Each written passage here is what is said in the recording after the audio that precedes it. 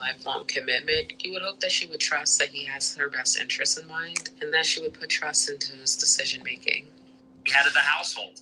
I don't think that it's women's position to be in leadership over men, over society. And I think that it's completely outside their domain. So I don't think they should vote at all. And I think the evidence is clear. I mean, ever since they got the right to vote, it's been all downhill. Burnout, you want to respond? One girl brought the double D's out to the debate. I have to agree with Nick here. I believe women tend to vote with their emotions. Women's empathy gets in the way of their decision making. There are so many times I hear women thinking about making decisions on behalf of the few and not the many, simply because they feel bad for the struggling or minority group. Do you want me to respond? No, I'm kidding. I will, actually. I just want to ask a question to lead you to a point. Being in the state of where we are in this country, knowing that nothing but men have president in this country, you think that women shouldn't have a chance to run it? You think you're doing an amazing job? Yep. 100%. Are you here for the progressiveness of the country, or are you here to stick to the cookie? Ma'am, progressive thinking and ideology is what's got this country into the absolute dumpster fire mess that it currently is now. I really didn't start until women were able to cast their vote on certain issues. Average white male leading the world type of vibe. Totally average white male leading the world. I think we should have exceptional white males leading the world. I think the world is a great place when we have more of that. The more we get away from that, the worse things seem to get. I think white men should be back in charge, but that's another debate. Nick is not lying. They should definitely not be in charge. All right, this is enough of that. Never listened to, that's the comment, and I've never listened to her before. Well, it killed some time, I guess.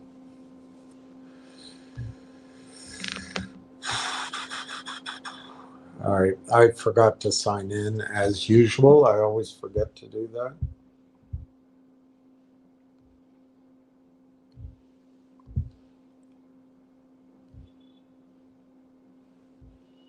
Nobody ever does me like she did me. Nobody ever.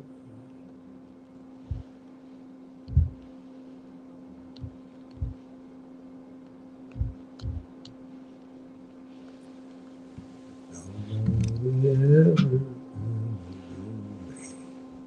Yeah, she done me. She's done me good. All right, everybody. I haven't looked at the price because I've been waiting for an update from the company, but I just saw a couple of comments there. Look, we know what's going on. By now, we know what's going on.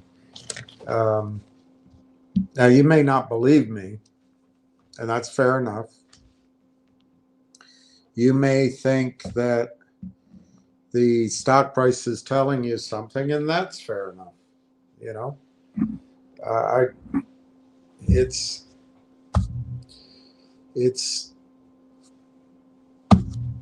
normally the case, and so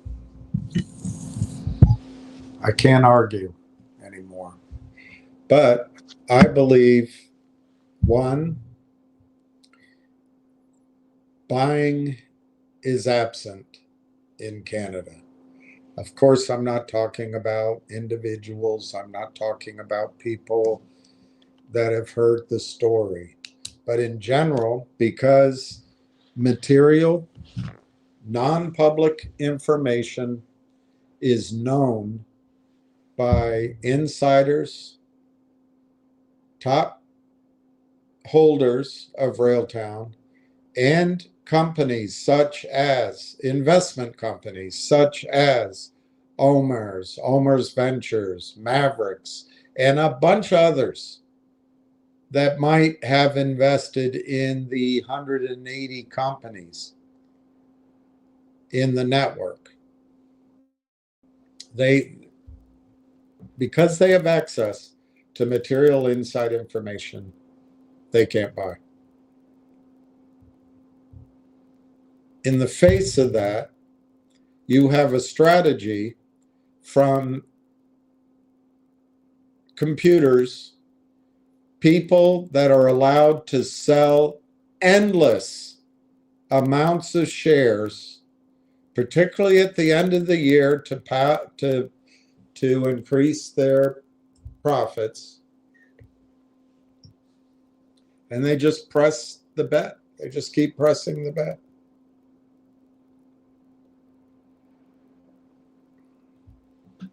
Their goal is short term. There's broadly three kinds of parasitic shorts. One is the short who works in conjunction with the rest, who tries to destroy an entire company, like Torchlight, like MULN, like MMAT. There's the second kind of short that often works with the first. That's the kind that does trading that lasts longer than a minute, an hour, or a day. And then there's your day traders. And the way the markets are set up for stocks under $5 is that with the blessing of Adina Friedman, with the blessing of Chuck E. Cheese Cromwell, with the blessing of the SEC, with the blessing of your brokerage firms, with the blessing of Congress, with the blessing of professors, with the blessing of journalists, with the blessing of media, with the blessing of even the President of the United States, because the banks own all of that, they can sell endless, non-existent shares of any stock, and it always works. And so what you experience every day, you see red. Sometimes the red's 0.00001, but it's red. Other days, they can break the trading range in the computers, hit an air pocket, and the stock drops. And so what's happening up in Canada with Railtown, particularly at year end, there's no release of material, non-public information in the form of either news releases, research, or filings such that the buyers are allowed to buy. In the face of it, there's this robotic, non-feeling, constant selling. And one way to look at it is, oh my God, this is horrible. This is just like GTII. This is just like Logic. This is just like any stock that the Charm Boys have brought to us. It's all the same. I'm out. It's been a year. This is ridiculous. You don't have information. You're just guessing, and I'm out. That's one way. And I think that decision does not follow from the facts.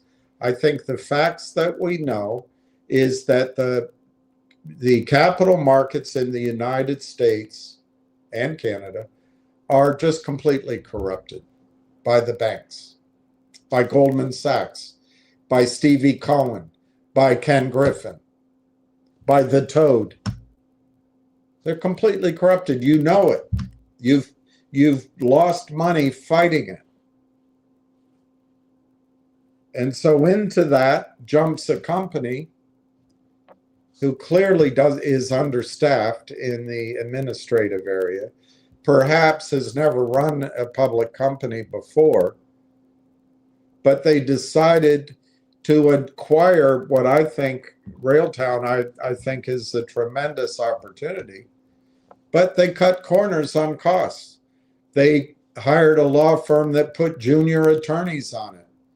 They live in a country with a socialist regulatory system. I don't think ours is any better. Have you ever tried to get approval for anything in our government?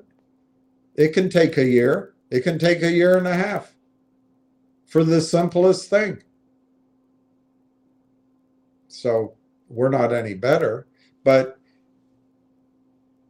the process of approval to acquire AIP took a bloody year.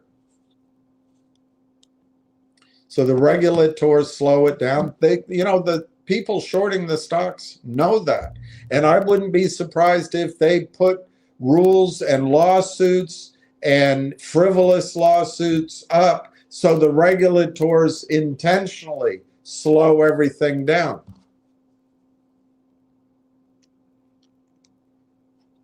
And then, they saved money on the attorneys.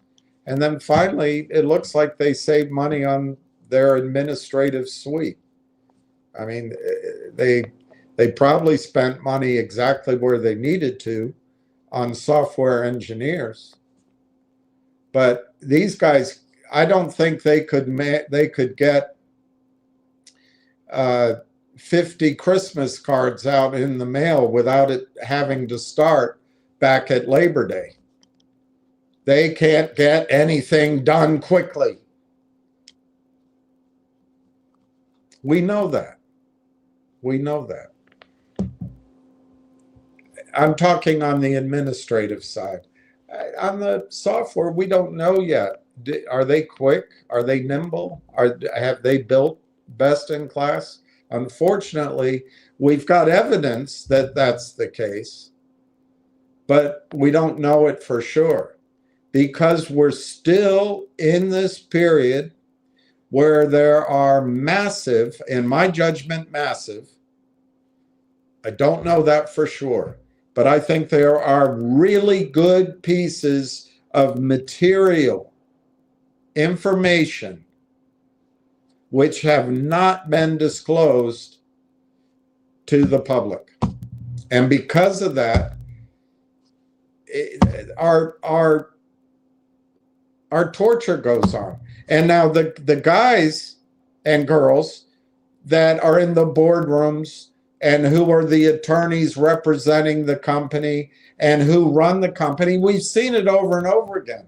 They get where they get by following the rules, by fitting in. They get their straight A's. They build their resumes. They cannot process that the person is sitting across from them at the table or at a conference table wearing the $5,000 suit or not wearing a suit but very elegant is lying to them. They cannot accept that. They cannot believe that the market cap of every single company who trades on the American stock exchanges under $5, under $1 billion, who needs to raise money, every single company is a target of Stevie Cohen and Ken Griffin and Goldman Sachs. Every single one. And by your own retirement funds, by your own pools investment, the investment companies that you invest in. You can't believe it. Oh, the systems still work. There's systems in place. The guy, very honest guy, hardworking guy, good man, who used to work at the American Stock Exchange. He can't even hear the inconsistency in his own thought process. You don't know what you're talking about. There's systems in place. I used to work with the SEC. I met who and ho and ho. There's systems in place. They can't do that. Well, he watched, recommended, and continued his daily updates as logic went right down to zero, as all the spin-offs from logic went down to zero, because he could not accept what's right in front of his eyes. That's not happening. It is happening. It is happening.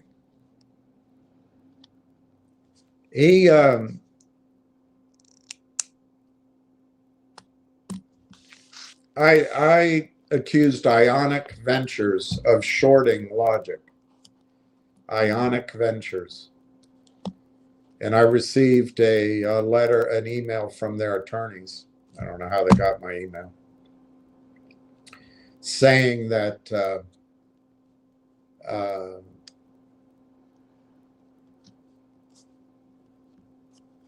Ionic Ventures does not short logic, they do not short any stocks. Well, you know, when you get it from a law firm, it must be correct. The attorneys must be smart enough to understand what's going on. They went to law school. They must have an instantaneous ability to understand anything in the world because they're God. Have you ever met an attorney who isn't God? Have you ever met an attorney that says, I didn't know that? Ever?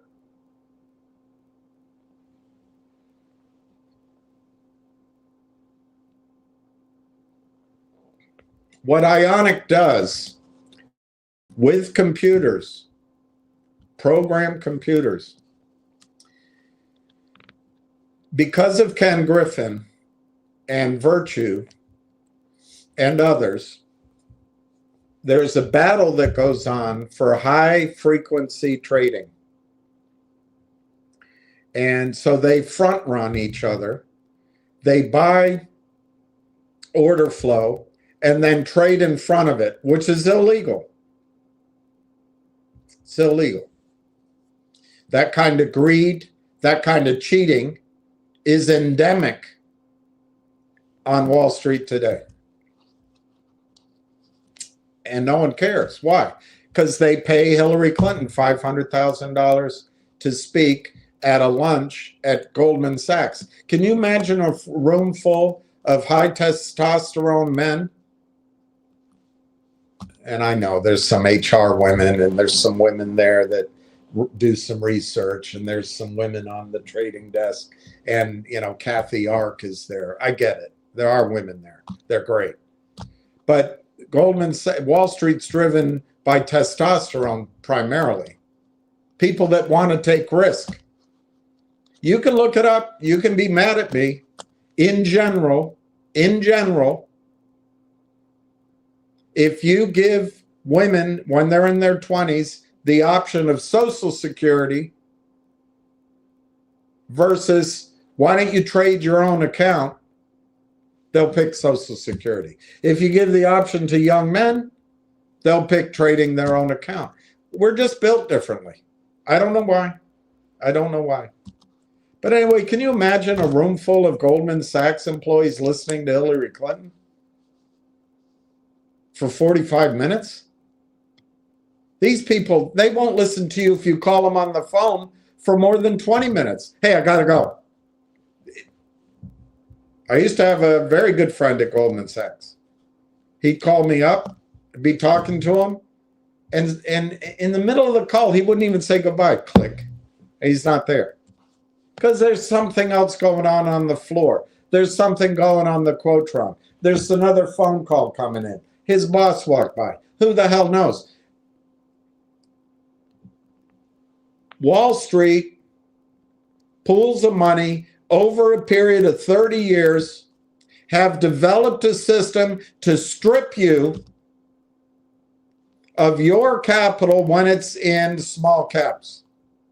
And they are starting wars offshore that we don't need to be in, that causes the United States to borrow $30 trillion. Where do you think that ends up? Food stamps. The government was doing such a shitty job with food stamps. Why don't we run them through the banks? So they come up with a SNAP card, runs through Morgan Stanley.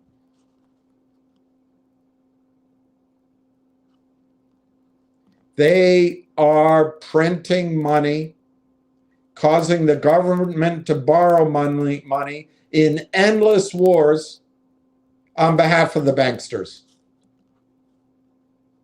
And then this trading goes on, and you think that we found the one stock that it doesn't happen with. It happens in every bloody stock.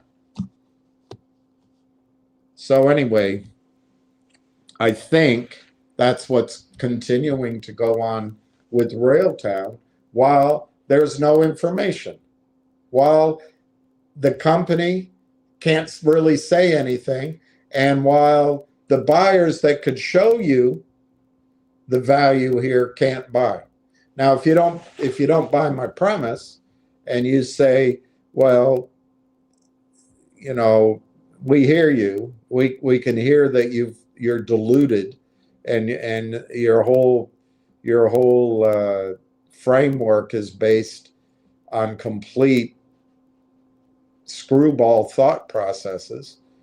We obviously, if this company is doing so well, somebody would be telling somebody, and up in Canada, someone would be breaking the law, building a massive position. Well, number one, we don't know that that's not going on small scale. I mean, remember, Canada is a small scale space. We don't know that that's not going on. But I get it. I get you say, well, if there's great news, the stock should be higher. But to me, that's saying the system works. I'm telling you the system doesn't work. You know, we're up to 16,058,000 shares. And obviously, this is not audited. But we're up to 16 million shares collectively. And I give you great congratulations. But if we bought 16 million shares, I wouldn't be surprised that was in the face of 160 million, 250 million being sold. Going back to what this guy from American Stock Exchange would say, Ionic, they're a good client. They're not doing anything wrong. Well, they are. They are. I mean, I can't prove it, so it's got to be in my opinion. But you see the evidence of it. They do a $3 transaction, and they start shorting it down. How do they do it? Under the brilliant presidency, the greatest president of modern times, Bill Clinton, and vote for one, you get two. I voted for him twice, and I got two twice, right up the wazoo. The Great Taking, if you take time to read it, you can find it on the internet. I've read it to you.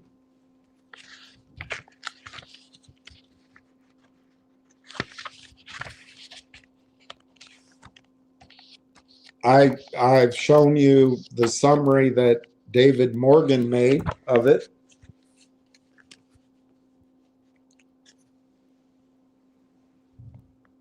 Bill Clinton's administration made it legal for Wall Street to pool all of the securities you buy into a blob of securities at the DTCC in the street name of your brokerage firm. And then what their trading desk does, what their stock loan desk does, what their derivatives department does from there. He further made sure that derivatives are not regulated. That's your president. Oh, he's so wonderful. I'd love to have him back.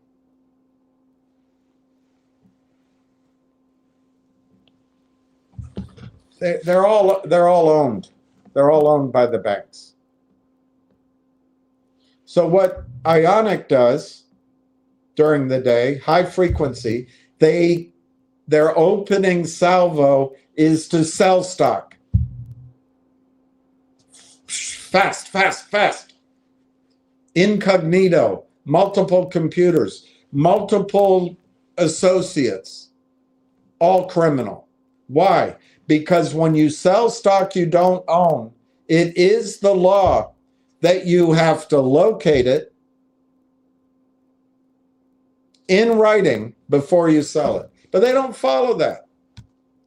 Because very confusingly, Bill Clinton set up a system, or the beginnings of a system, that led to all you need to do is reconcile the shares at the end of the day.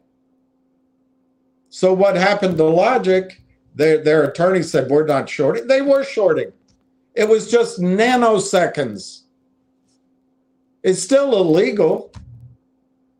But what regulator is going to understand that? What judge is going to understand that? What attorney's going to understand it?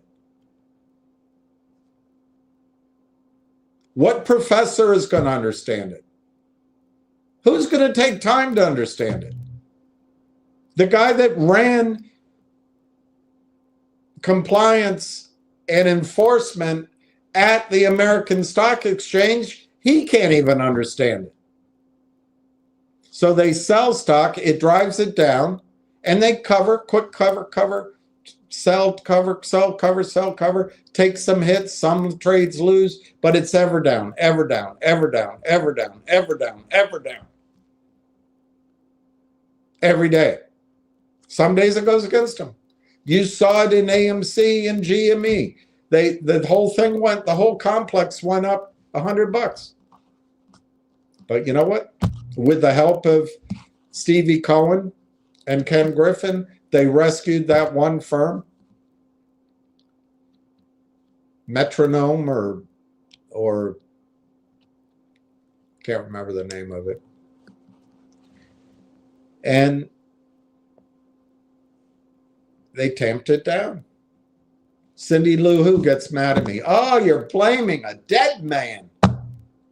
Because she doesn't want to understand what's going on.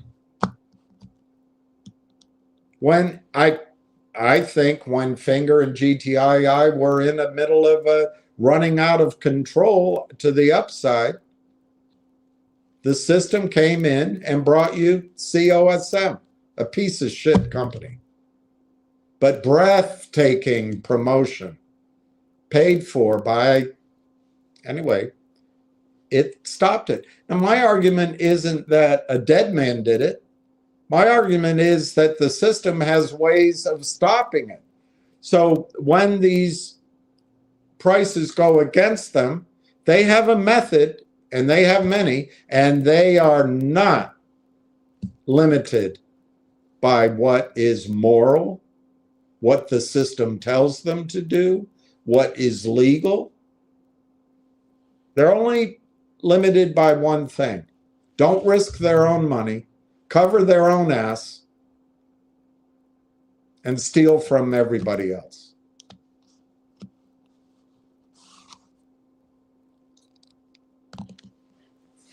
So anyway, what Ionic would do is sell it down constantly, buy it back, and they do it in multiples of the volume you saw. Probably. I don't quite know. The volume always confuses me now. It used to be a straightforward calculation. But anyway, you got dark pools, you got back and forth. At the end of the day, you reconcile it. And that's the number that has to be matched. Now, what the attorneys do and what the regulators ignore is when a company, Jeff Lind gets a company to sign a toxic convertible note, well, that hedge, that stock's going to be available in 6 months. So that's enough of a hedge that the prime broker, the trading desk, lets these fake market makers take the orders because it provides a bit of a hedge later on, and they can write a derivative against it. But they can always bring the weight of oppression on the stock price, just constantly. And their buddies help them out. And the attorneys aren't honest because that's how they get paid. So anyway, Ionic eventually just drives it down. It's all a slow walk down. And the attorneys have an audacity to send me a letter saying they don't short. Of course they short. They do it in nanoseconds. Well, so then that comes to the definition. Well, if we short it during the day, but we cover at the end of the day, then we're not short. Well, that's the world where Bill Clinton lives. It depends on your definition of is. It's great. The baby boom generation. Just terrific.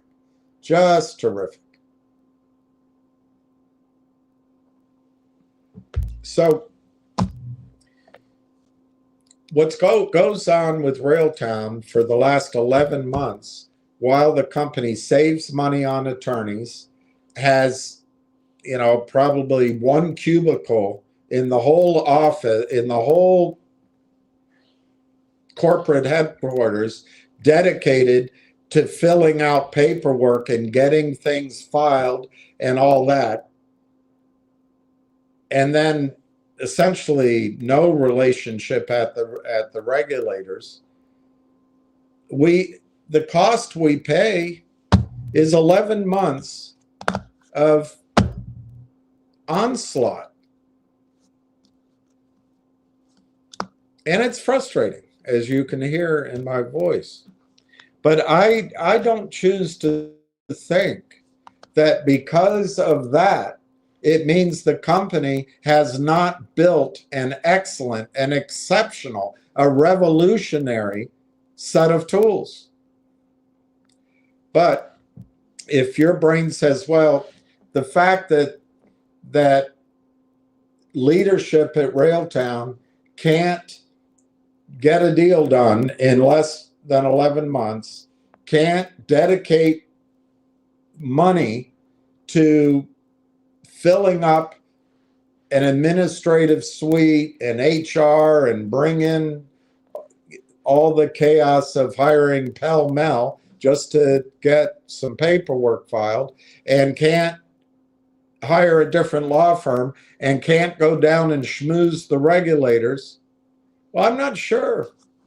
I'm actually not sure that in Canada any of that would work. This is a much more progressive country than in the United States. I think it's built in that everything takes a long time and everyone's treated well and everything. It just, But if you believe because that was mishandled, therefore Railtown's technology must have been mishandled, therefore Railtown cannot get customers, and if by way of checking you look up a handful of the websites of the AIP partners, and I have a list somewhere where I did it myself, but I don't know, it's probably in another notebook. Some of them don't make any revenue, but a lot of them do.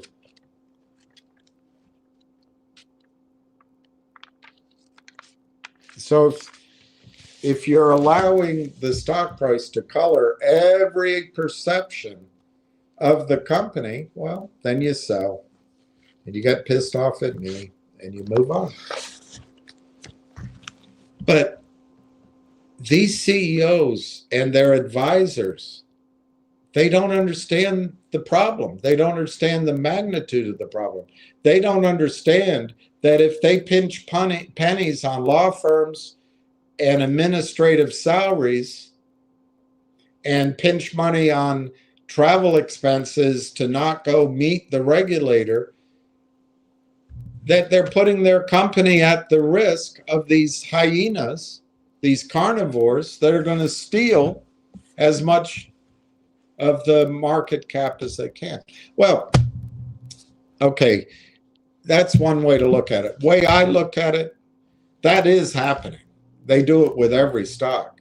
But I think Railtown actually is a breakthrough technology. I think it is breakthrough in the AI space, but more importantly, I think it is revolutionizing, using AI, software development, the world's largest market. We just haven't been able to hear the updates yet. But I don't make the assumption that because of this prolonged, painful delay, that we're not going to hear great updates. That's how I see it. Now, I waited all day yesterday. I've called and called day after day for the last month, and I have not received a meaningful update. I expected one yesterday. I did actually speak, but it was brief, and I was told it'd be this morning, and it hasn't happened yet. So it may happen while I'm on with you, and I'm just going to hang up and go take it. But it may not. It doesn't feel like it's going to happen today. So this terrible period of time that goes on and on and on, I think is actually opportunity to buy the stock and add to the stock. That's how I see it. I do not see that I don't see, an ipso facto. The company sucks at getting paperwork done and getting regulatory approval, and they hire a law firm that, well, I'm not impressed with. Although they did, I think the documents they wrote are solid, so I don't know. I don't know how to judge it. I'm not there.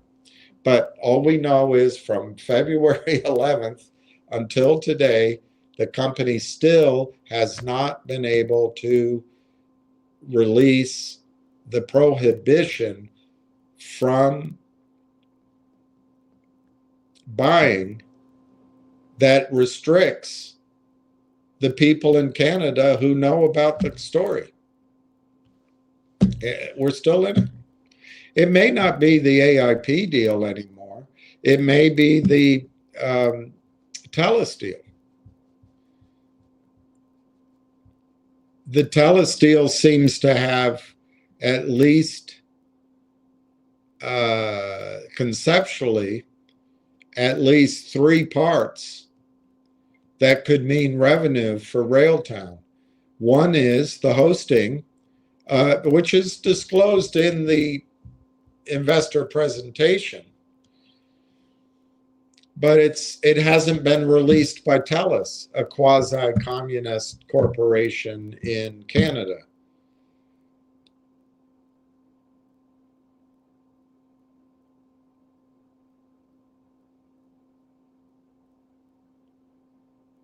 Well, hosting, we'll go through it. We'll go through it since I don't have anything else to talk about.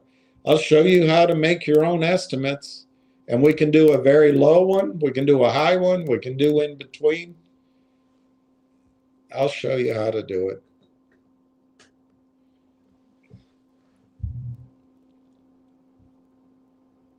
But hosting is 100% profit to, well, hosting's not 100% profit to TELUS. They had to build the plant and buy the NVIDIA chips and put in the polar bear water, and they had a lot to do. But the revenue split conceptually is 100% profit. Why? Because Railtown doesn't have to do anything. But we don't know that deal. That means the public doesn't know that deal. And that means the people in Canada that know the magnitude of that deal can't buy the stock. So I don't get the just enormous frustration of having to wait all this time, which I agree with, that frustration. But I don't get that we know the system can sell 10, 50, 100 times more stock than exists. And of course, they can come back and cross it. And that, as the American Stock Exchange guy goes, when I pointed this out to him, he said, yeah, they probably do it. Well, it's against the law. Yeah, but they're good clients. They're good clients.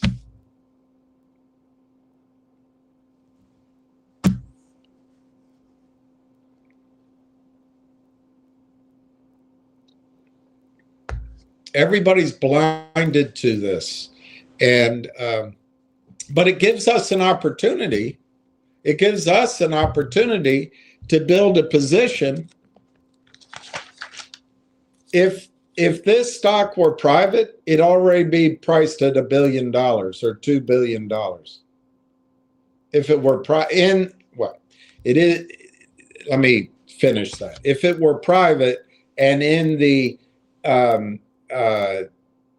Wall Street channel of going from pre-seed, seed, first round, second round, third round funding, starting with one of the friends of somebody at Morgan Stanley who refers it, then it goes to one of Morgan Stanley's guys that he went to school with who runs a hedge fund. Then it goes to one of Morgan Stanley's ex-girlfriends who she's now running a venture capital firm, and it slowly starts climbing the value chain. The only time you're going to see Lang Chain is after it either is inside of a bigger company that you can buy the stock of, or it goes public, or it's like it IPOs and it's dumped into your retirement account.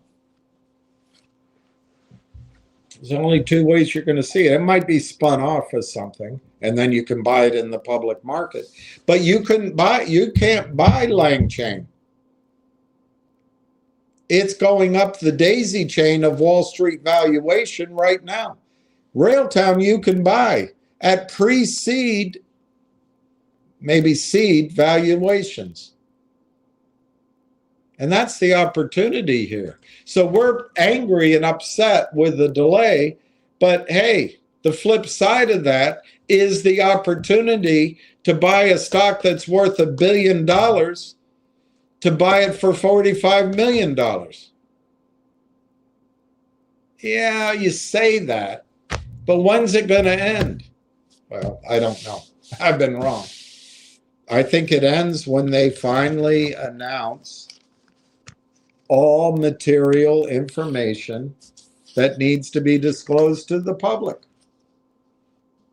Then the buyers, maybe not on the first day, maybe it'll take up to a week, but then the buyers can start buying, the ones that understand the magnitude of what's here. But it is frustrating. There's no question, it's frustrating. My opinion is that just because these guys never ran a public company before, just because they cut corners on their legal fees, just because it seems like they might have a couple of guys using the hallway, put a desk in the hallway for administrative tasks.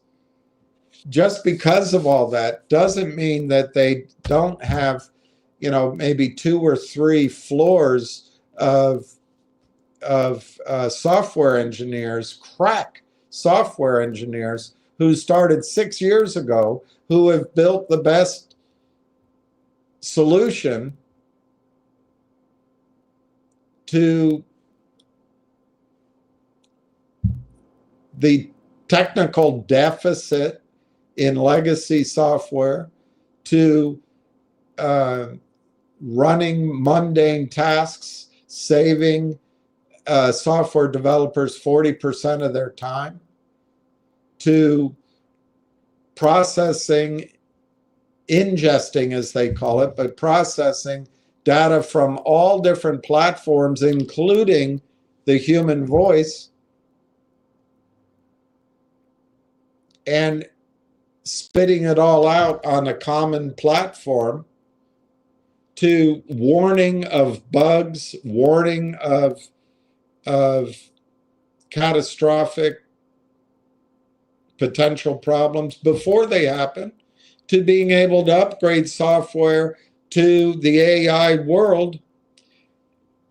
I believe they have put this element in before anybody else, particularly when you do it vertically with specific companies. And they're on their 4th iteration of it. They're using AI, self-learning, self-improving, doesn't need to go see a shrink.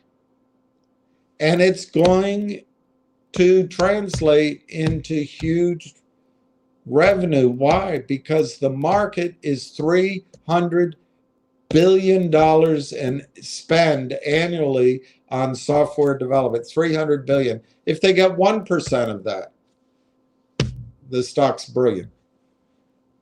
1% of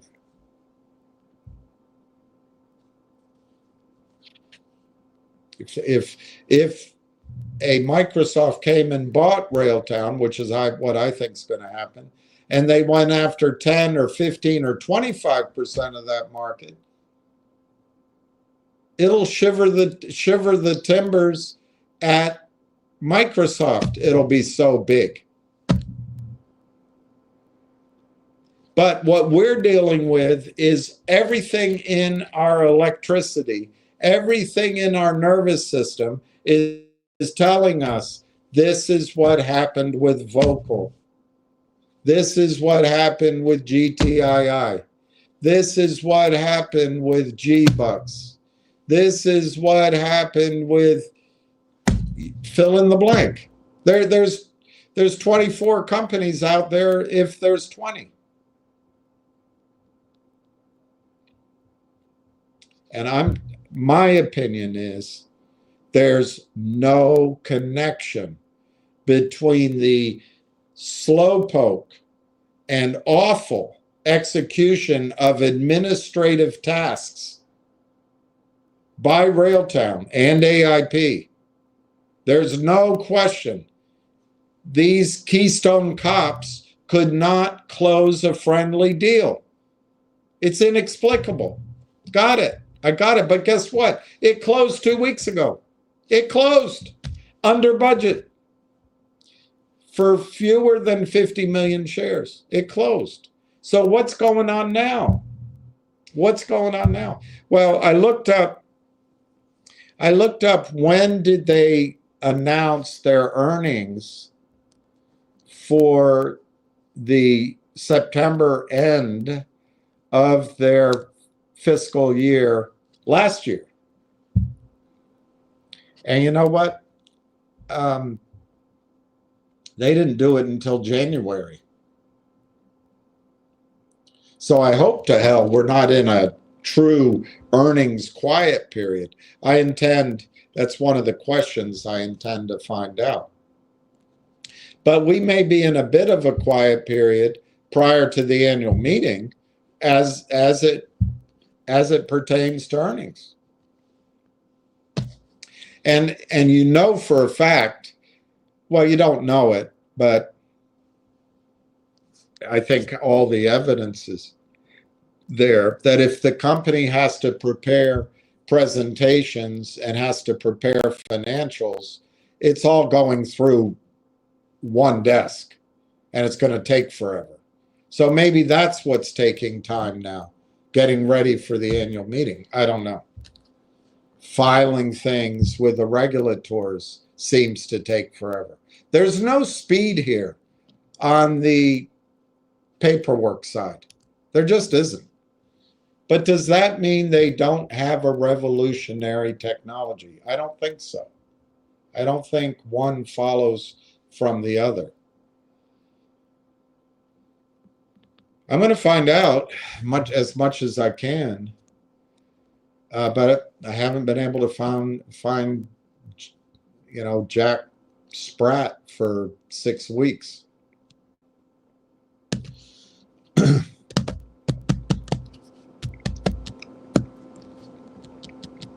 The other thing that's probably going on right now, I already mentioned TELUS.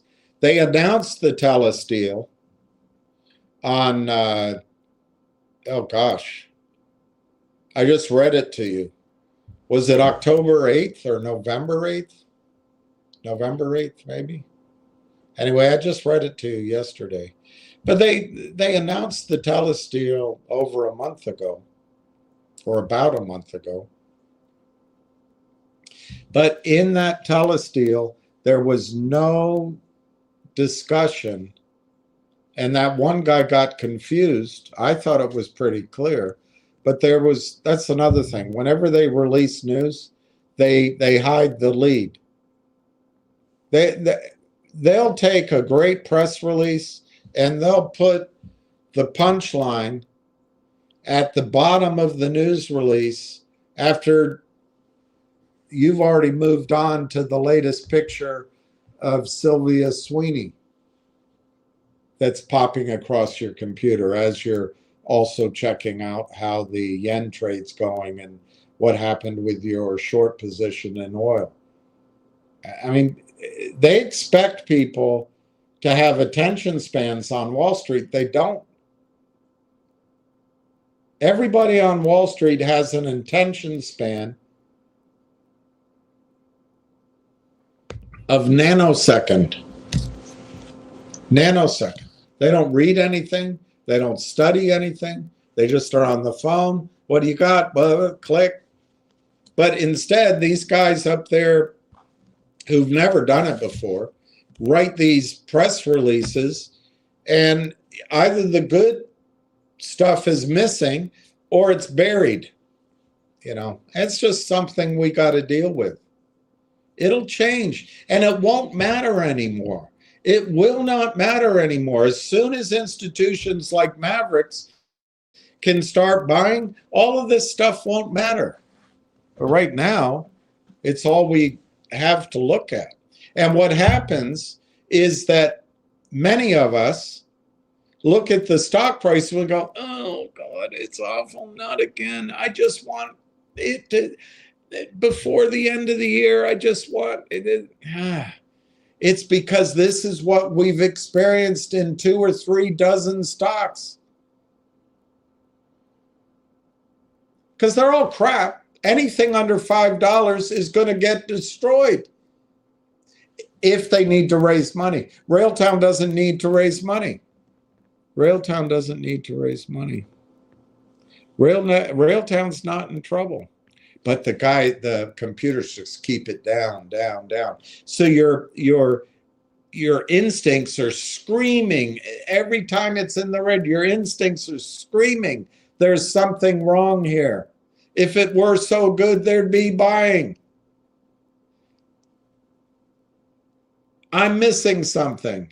That's what's happening. And it breaks my heart that CB, for example, sold her position. She doesn't have a big position, but that bothers me as much as anything that happened all year that she sold her position. Because you know why?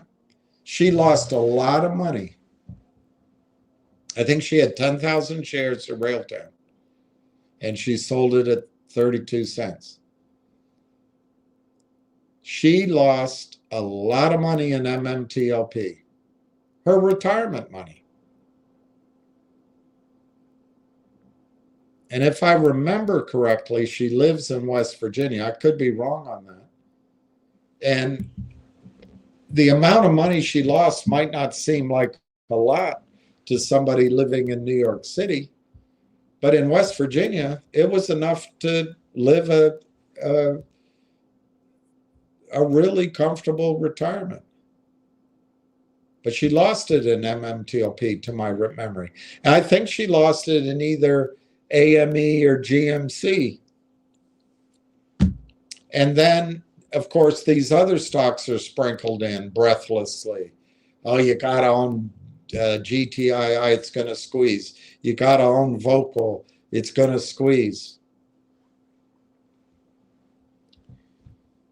And so she sold, her nervous system is telling her that, oh, I just can't take this down to zero again, like Logic, or like GTII, or like Vocal, or like MMAT, or like MMTLP. I just can't do it again. I have 10,000 shares. I'm going to take my $3,000 out.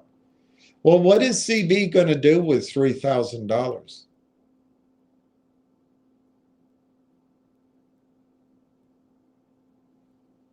I suppose she could pay off a credit card bill. I suppose she could pay her, I have no idea her status, but she could pay her Medicare Type B premium for a year or 2 years. She could get the leak in her roof fixed and the front stoop repaired so that it's safe in the winter. I don't know. But that's it. She's not going to make back the money she lost in MMTLP. She's not going to make back the money she lost in GMC. She's not going to make back the money she lost in GTII or whatever the hell. Why? Because $3,000 in cash doesn't go very far anywhere in the United States. You go to McDonald's now, it costs you $20. Used to cost you $4, $5, $6. But her nervous system is saying, I've seen this before. The constant red, the red, the red, the red, and the selling, and it's got to be the same. It's not the same. Railtown is not the same. It's a Canadian stock. And as I think it was either Brandon or Justin pointed out to me, I can't call it a quiet period. I don't know what the hell to call it. I mean, it's certainly a painful period where the company can't seem to get any news released. What the hell is their problem? Well, it could be it could be they have one desk handling it all. And that desk right now is handling the year-end financials and handling preparing for the annual meeting and handling tallying the votes. Doesn't have time for a news release.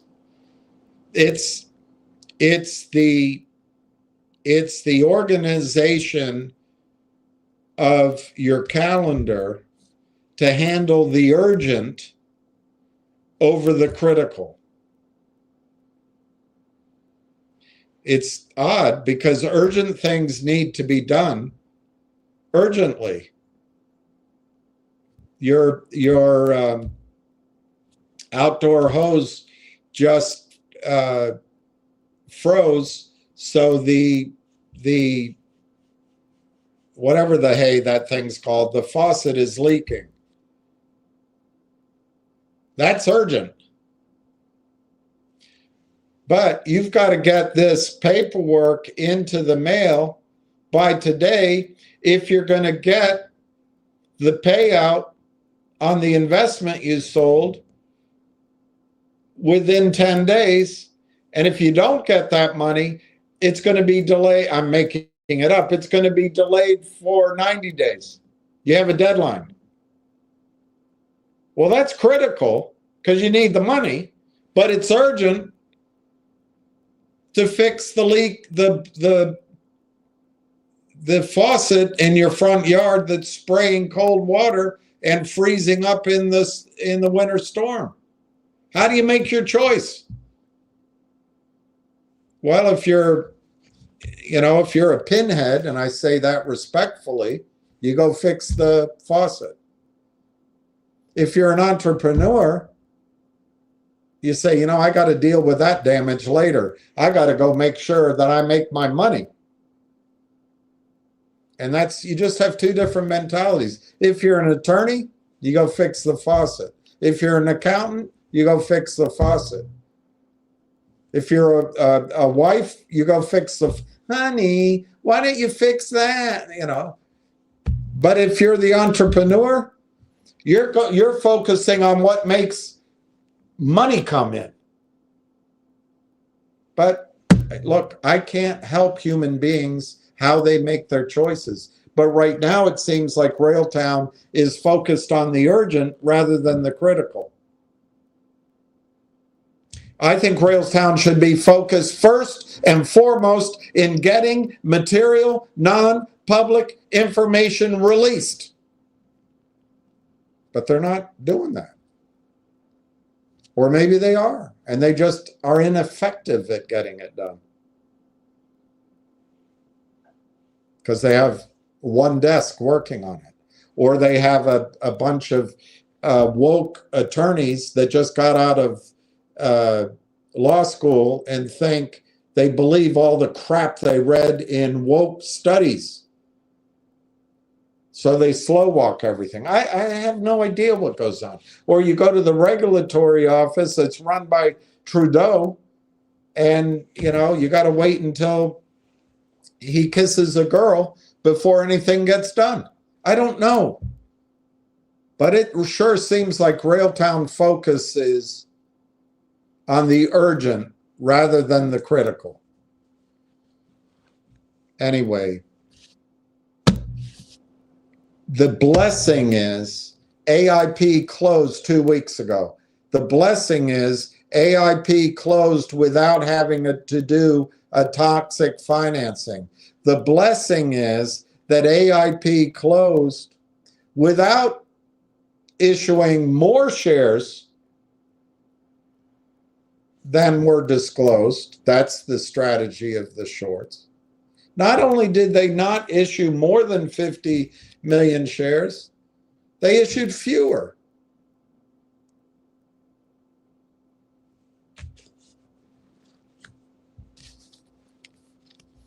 It's not bad. So that's good. But we go back to the slow pokedom of focusing on the urgent rather than the critical. That's because to a guy running a desk that on filings, his urgent and critical flip-flop. To him, it's critical to get the filings in the order they're due. He would never be overdue on a filing. An entrepreneur is going to say, you know what? I can't get that done right now. I'm going to go focus on making money or increasing the value of my stock. He's saying, well, look, frankly, both items need to be done. And there's no correct answer. But if you want to excel in life, you got to go do the uncomfortable item that because it leaves some of the loose ends hanging while you go make money or you go increase your value. But people that have been trained to be accountants or attorneys or administrators. They're not going to do that. They're not going to do that. Just not. So that's what we're living with. But does that mean that Railtown does not have the first in class, the best in class, the 5 tools that have been condensed into one platform that are in their 4th iteration? If I read it correctly, they're certainly in their 3rd iteration.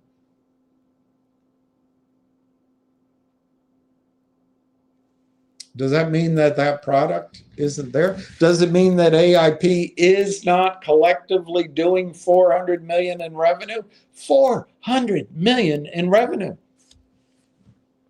Does it mean that the AIP network, as Brandon pointed out, the 125, or was it Justin? Now I'm confused. The 125 companies are doing 120 million in hosting spend that can be moved to TELUS, and then off the top or net, the revenue is shared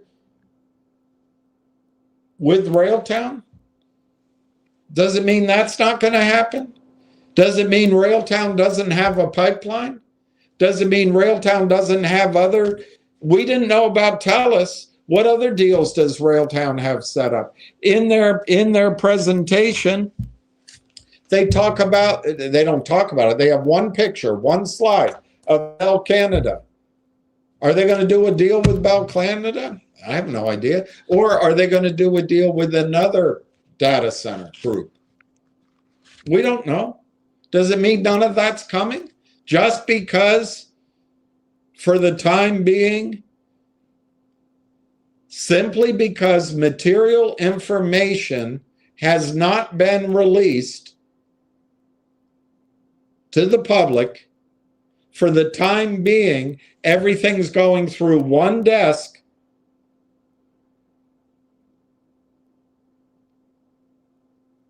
It's going through a decision-making process that addresses the urgent first, not the critical. Now, to her decision, it seems critical. To me, as an entrepreneur, what seems critical is getting the bloody news out so institutions can take a look at our story, and with the grace of the good Lord, the stock price can start going up. And then things can happen. And then we can hire a better law firm or a better accounting firm, come back. We can hire an expediter, and they can do the filings. But it's just two different thought processes. But the blessing here is AIP already closed, under budget, and this other news is going to come. It is going to come. We don't know when. I mean, it feels like it's never going to come. But I guess I can cross off Friday now.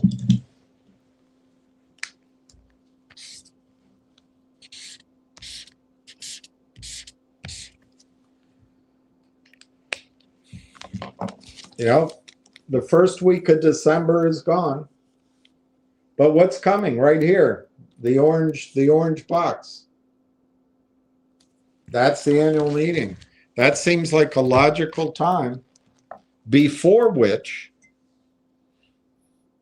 to release material information. Now, it may be that TELUS is run by a bunch of socialists and they got to take their vacation, and they'll release the updated news whenever the hell they want to.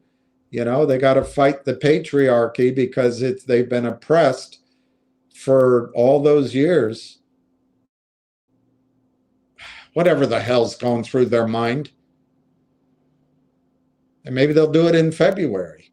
But surely the annual meeting, which is only, if you ignore today, it's 1, 2, 3, 4, 5, 6, 7 trading days away. I'd submit to you that's it for the year anyway. that's about it for the year. So that's the time to get the news out. Look, we may have to live with the fact that the stock price stays soft throughout December. It's horrible. I don't want to minimize it. I hate it. And going back to CB, she's one of the casualties because she's out of the stock. But 10,000 shares, I don't know how much she lost. 10,000 shares of Railtown, if it were to go to the valuation of a company that's not as good as Railtown, they're just out there with Sequoia's backing, in my judgment. You can have your own judgment.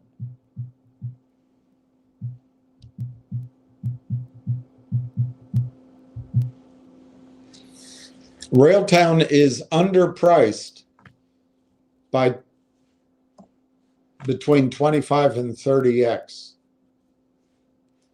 27.8x, 28x, it's underpriced. So if Railtown, once material information is released, and therefore a group like Mavericks or a group like Homer's can buy into the stock, subject to their own rules. In other words, they might have to wait till the stock's over $2. I don't know. I don't have their operating agreement.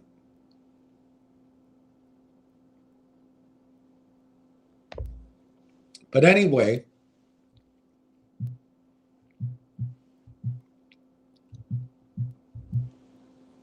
it's conceptual that Railtown, to reach the value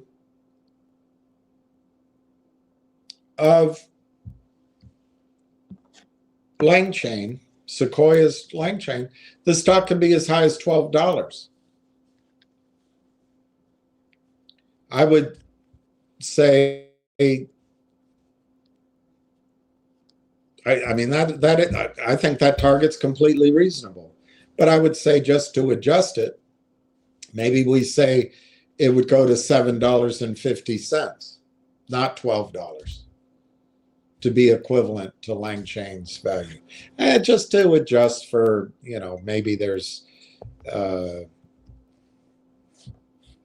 don't know, just to put a fudge factor in it, we cut it back.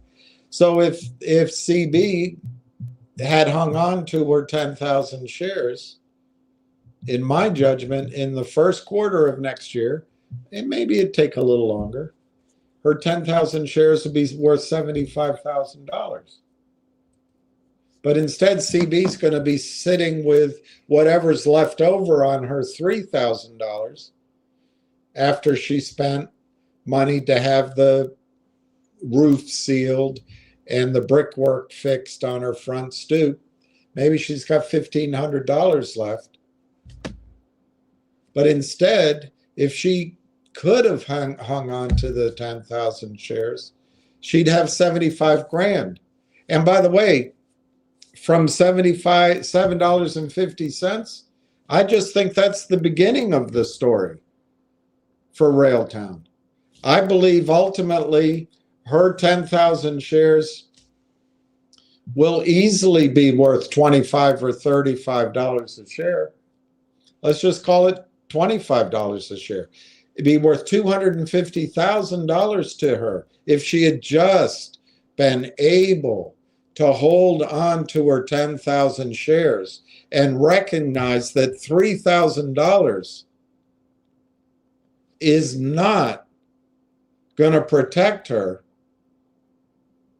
from the vagaries of growing old. It's tough. It's a tough situation to be in. I mean, I can only talk in my own experience. I lost 44 grand in MMTLP. I believe I lost over 120 grand. It might be, I hate to look, in finger, doing that stupid movie.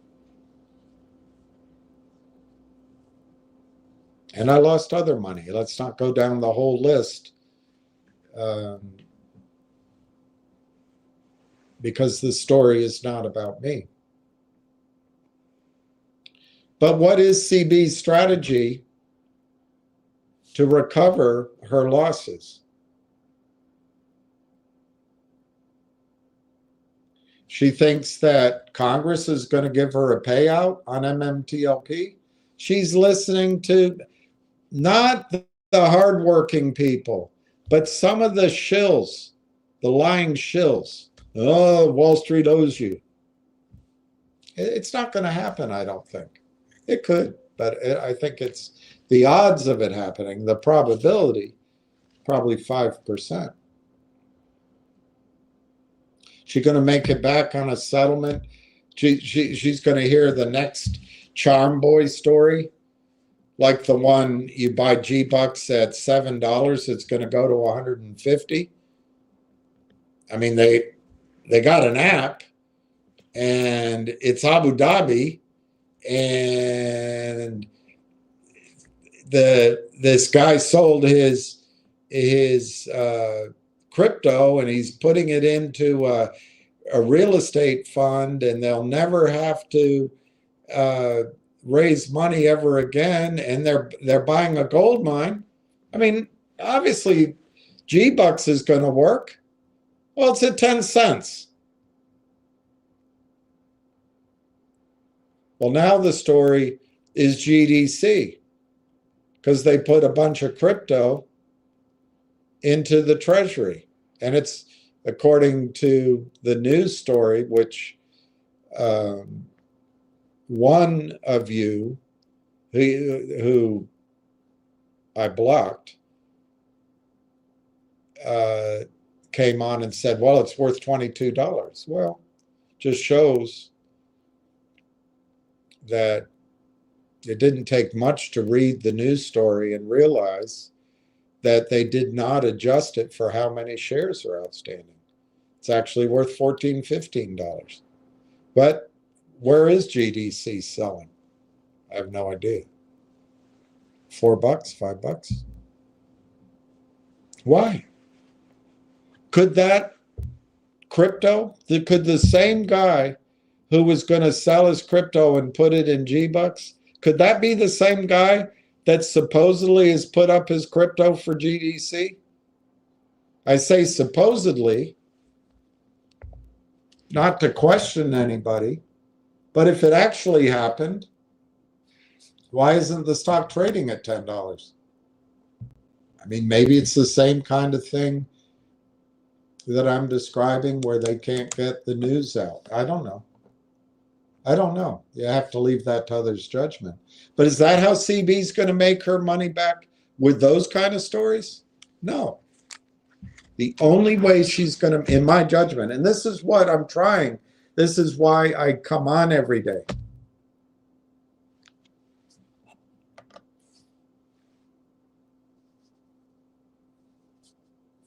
I'm not getting paid for this. The company doesn't give me anything. All I do is destroy relationships by doing this. Life passes me by.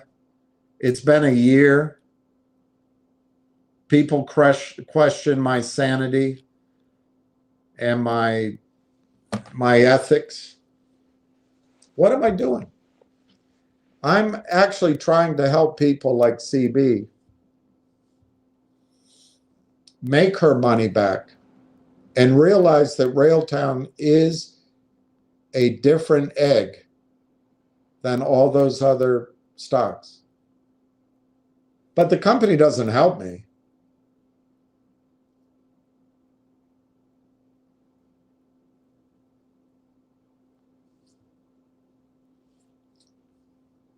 If they were on a cruise and had to take a leak, they'd go to the front of the boat as the boat is in motion to take a piss. They wouldn't go to the back. They just can't seem to get. anything done to help themselves. Well, that's fine. That won't last forever. That won't last forever. I think we have to get ready that it maybe is difficult until the annual meeting. But you know what? I wouldn't be surprised if they do everything with their left hand. I'm not, I know some of you are left-handed, but they do everything with their left hand all the way up until Christmas time. But it will end. This period of befuddlement, this period of Keystone Cops, this period of everything having to go through this one bottleneck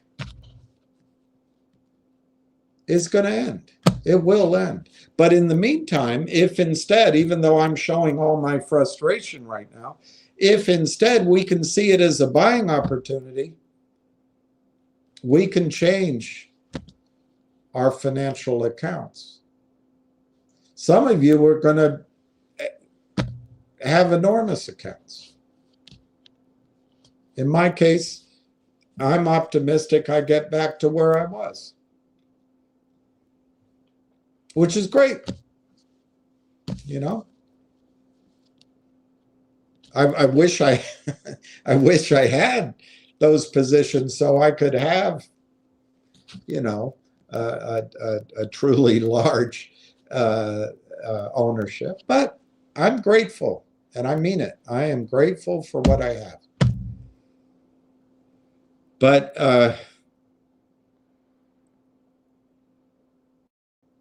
CB is going to look, if I'm correct, and the stock, let's say, is $7.50 in April or May. I know I have higher targets, but let's just use that. She's going to look at her account and say, well, at least I have $2,000. And she's a good-hearted person. She may just say congratulations for everybody else. But she also might listen to the next deal that comes along and say, you know what, I'm not going to miss this one. And then the $2,000's gone. I believe the way that all of you, each of you, can create some level of financial strength is by focusing on Railtown and owning Railtown. It has been living hell, and I've been wrong. I've been wrong in my projections and even in my urgency. Had I known that everything had to go through one desk, or everything had to go through not even the C team, the new team at the law firm, and it had to go to some regulator who's in the middle of a divorce with her husband or something, angry at the world, I would have said, well, why don't we wait till November? But I didn't know that. And most of the people that I speak with didn't know it either. So what can we do now? I think what we can do now is make sure we do not sell Railtown with this concept, which to me is a non sequitur. Just because these guys bollocksed up in terms of time the acquisition of AIP, but they brought it in under budget, which you got to respect that. And they didn't do a toxic financing, and you got to be pleased with that. But just because that took 11 months, and then maybe TELUS is taking forever to let us know about whatever, or maybe there's something else out there, or maybe what's going on right now is they're in the middle of finishing their financials. I just don't know. But it is frustrating, I admit that. And then in that time frame, these short-term pirates, these short-term hyenas, they just keep pressing it because when they make money is by going in the direction of their bet. And they'll keep doing it until they lose, until it snaps back, until it stings. But they've already probably made so much money that they'll keep pressing. And they've got so many bets across the casino floor, and they own the pit bosses. You know, they're gonna keep pressing it. And so when it snaps back, they may press it, try it a couple more times, but once they recognize that they've had their fun, they'll stop. And when they stop, when finally all material information is out there, which allows the knowledgeable investors with money in Canada to buy, and there's research, and the company actually maybe can go hire a PR firm, or maybe they can set up an AI agent called the Railtown Technologies Agentic Agent in charge of administrative tasks and legal documents. Maybe they can set up their own agent and host it over at TELUS, and they'll start speeding it up next year. But it'll all come, this period of time will come to an end. And if I had to guess when that end will be, Martin Luther King's birthday. Maybe it'll be sooner. Maybe it'll start with Elvis Presley's birthday. I don't have a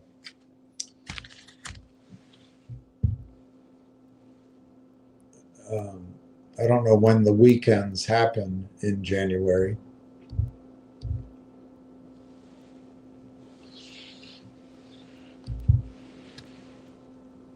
Yeah, those days. But I'd say by Martin Luther King's birthday, we'll be out of this for sure. It could be a lot sooner. It could be tomorrow. Sorry, Monday. I don't know. But when it changes, it'll change forever. And if you've been shaken out because your nervous system and your gut is telling you you've been through it before, like CB, and I'm not picking on CB, I understand. But she's going to regret it, which is fine. She's a big person, and she's accepted that. But $3,000 isn't going to help her. You know, if the stock goes to 15, 150 grand could help her. So it does bother me when people get shaken out by the criminals, because their goal is just to make money in the short term. And they would sell you down the river to make $50, $100. And the system is skewed in their favor, not yours. There is no integrity in the United States markets, none. The thing about the higher stock prices is there's a built-in counterbalance against the criminal program selling. There's program buying. But, you know, look at a company, I don't know if the Trump casino traded its own stock, I forget. But as soon as that went negative, the shorts destroyed it. And they just pile on.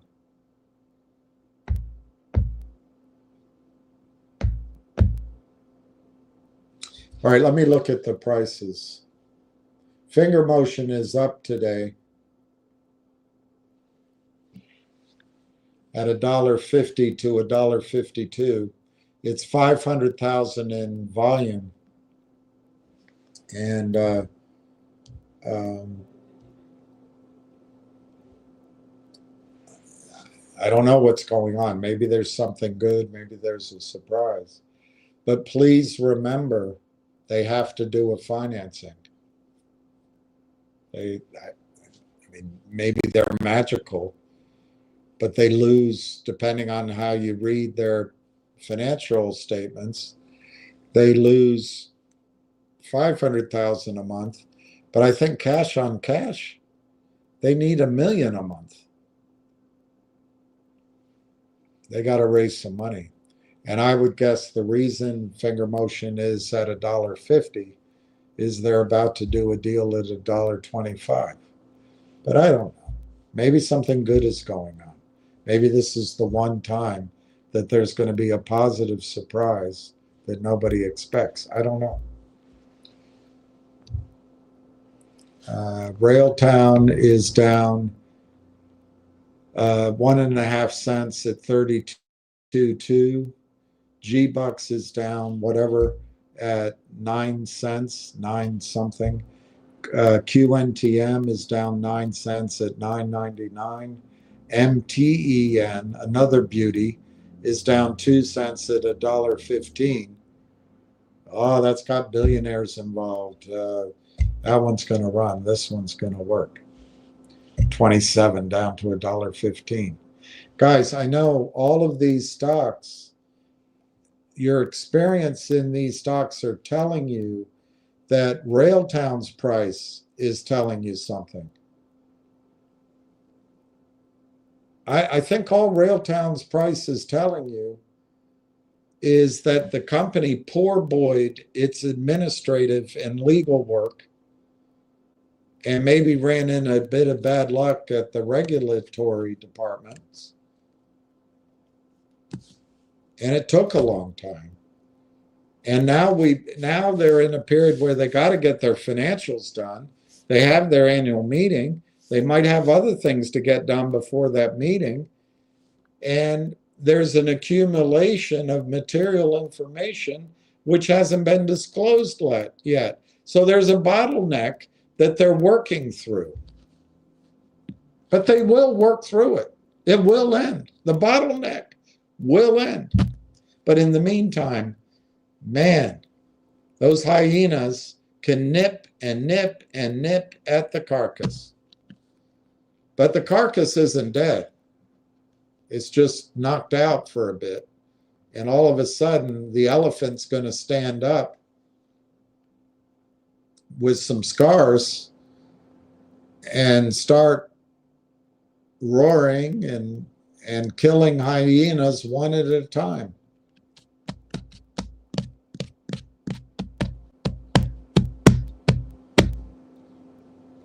Let's see the volume on Railtown. It's pretty significant, 156,000 shares. Last trade, 9,400 shares at 32.20, which I can't tell if that's a buy or a sell.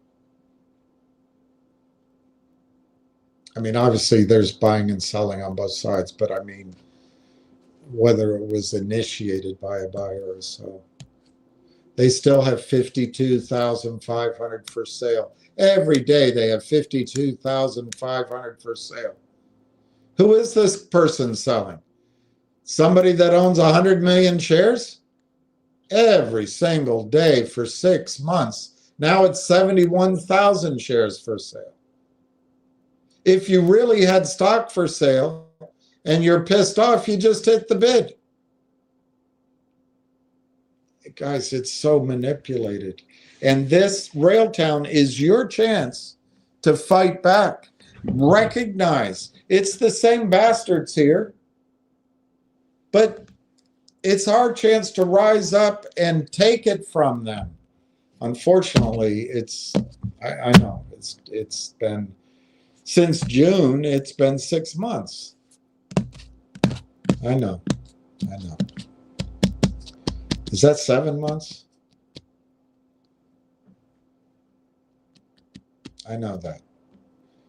For people that listened to me a year ago, and for my, as they say in the South, for my own self, well, around Lynchburg, Virginia, they say that anyway.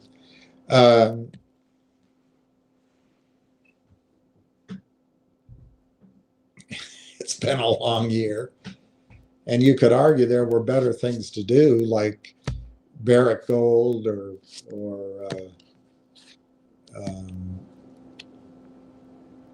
you know, that energy vault, or that one that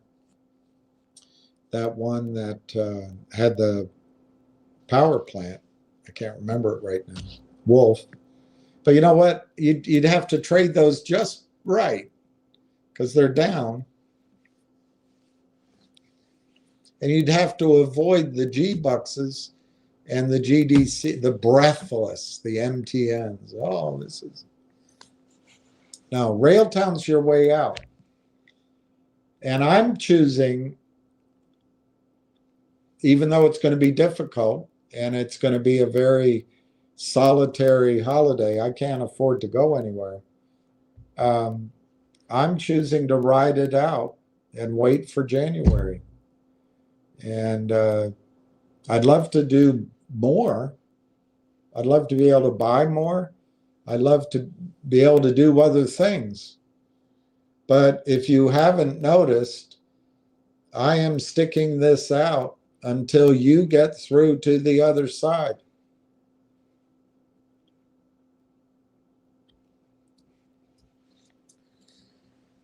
All right, we've got about 35 minutes left. I was thinking that I would show you, well, let me go through your comments because I'll lose your comments if I show, I don't have much to show you, but I just have a couple of data points to show you. Pizza rules, listen live or recorded every day, holding strong and as patient as ever. Appreciate you, William. Well, I appreciate you too. And I really appreciate everybody letting me show my frustrations without judging me for it. I should be much more professional, but you know, I am what I am. I do try to improve. I just don't do very well. CJ Yukon, good afternoon, sir. Cheers. All right. This will get one look, but I think not much more. Adele Lap the third just keeps going lower. Well, you have MMTLP there. Maybe MMTLP doesn't trade. I don't know that Railtown really, it churns. It churns and churns and churns. But it doesn't go down dramatically every day. But you're right. I mean, it ends up down half a point, always in the red. But we'll see if you're one of them or not. I'm not going to answer any more questions if you are. Hey, Steve, how are you? CJ Yukon, finger making a move today. Yes, it is. It's 500,000 shares, 149 to 151. You know, obviously the best source of information on that would be to go to Twitter and listen to Ham, you know, that'd be the best source. But I just called to your attention that this group Riley or something, O'Reilly, is going to raise money for Finger. Is it going to be, does the company know how to avoid toxic financing? The last financing they did was about a year ago, and I think the stock was trading at 280, and the financing was done at $1.50 with Roth Capital, but it was really the Toad. Anyway, I would just call that, just be careful. Just be careful. Doesn't mean, once the financing's done, maybe starting January, February, you get a 2 or 3 month rally, and that might be tradable. I don't see it in the chart yet. And I'm just neutral because something could be going on that we don't. Maybe they're going to put, maybe that guy with the Bitcoin that was good. I don't know if it's the same guy, but if it were the same guy, he was going to do G-Bucks. He's going to do GDC. Maybe now he's going to do Finger, and next he's going to do you. Joe Marty. Joe, yo, good afternoon. How are you? Giuseppe. Hi, William. Hey, everyone. Not shook. Good. Hang in there. I think it's time to buy, and I think it's going to be, you're going to be shocked, Giuseppe, at how quickly this thing not only goes back to whatever level people think that they've been harmed from, let's say 60 cents. I think you're going to be amazed how quickly it catches up to some perceived value, I would argue, an equivalent value to Langchain. But maybe it's a different one. Maybe it's half of that. Maybe they go up to the multiple that's given to SoundHound, and instead of going 8 to 12, it goes, 4 to 8, But it's going to happen very much more quickly than you expect. Because the one thing, Giuseppe, I would argue right now, the buyers like a Mavericks or an Omers, I would argue they probably have knowledge of material information which has not been disclosed to the public. So they can't buy. But as soon as it's disclosed, maybe with a little bit of a lag for legal appearances, so there's definitely a demarcation between when the news comes out and when they started buying. But once the news comes out and that demarcation period happens, they're going to be buying. They're not going to stop. It's going to go up. The other thing I believe is I showed it to you yesterday, there's a lot of these pools of money in Canada, and maybe wealth advisors and maybe family offices who would love to buy Railtown. They just don't know the story. Remember, stocks are not bought. They're sold. What the hell does that mean? Most stocks have to be pitched. Somebody has to pitch the story to the investor, so the investor buys the stock. An investor doesn't walk into the smorgasbord of offerings and just say, I'll have 5 of those, 10 of those, 100 of those, and why don't you put 1,000 on that one on the top shelf. They don't do that. They got to look at the catalogs. They got to be inundated with advertisements. They got to check the specials. And they got to have someone, in the case of stocks, call up and say, Blue Star likes Blue Horse. That hasn't happened yet. When it happens, my contention is that Canaccord Genuity is the sole, I was going to say underwriter. I don't think they're doing any underwriting. The sole investment bank, the exclusive investment bank for Railtown. How do I know that? They announced it February 11th. What does that mean?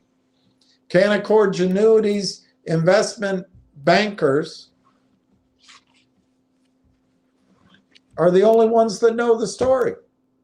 That means all the other investment banks in Canada They don't know the story. Probably. I mean, they might have heard a whisper, but they don't formally know the story.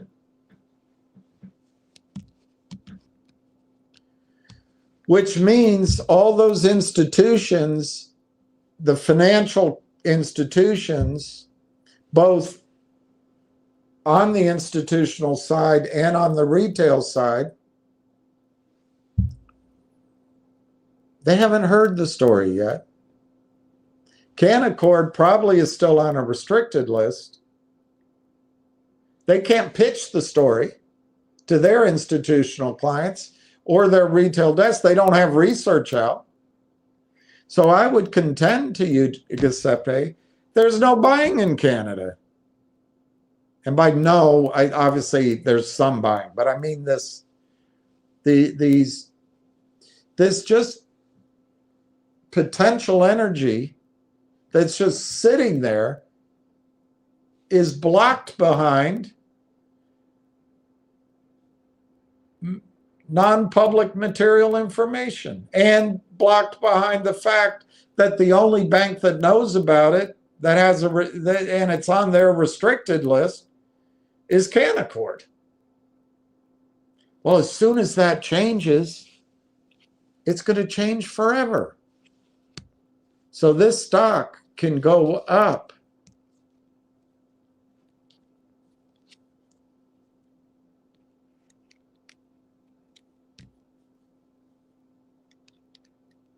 With alacrity. Belanger, no cash to add more, but the price is really attractive. Exactly. That's how I feel. I don't even have 300. What is it? 32 right now. I don't have $320. I don't have it. But man, it would be great, wouldn't it? Wouldn't it be great to have 32 grand and go buy 100,000 shares? A lot of you own 100,000 shares. I personally believe that'll be worth 2.5 million next year, and maybe more than that.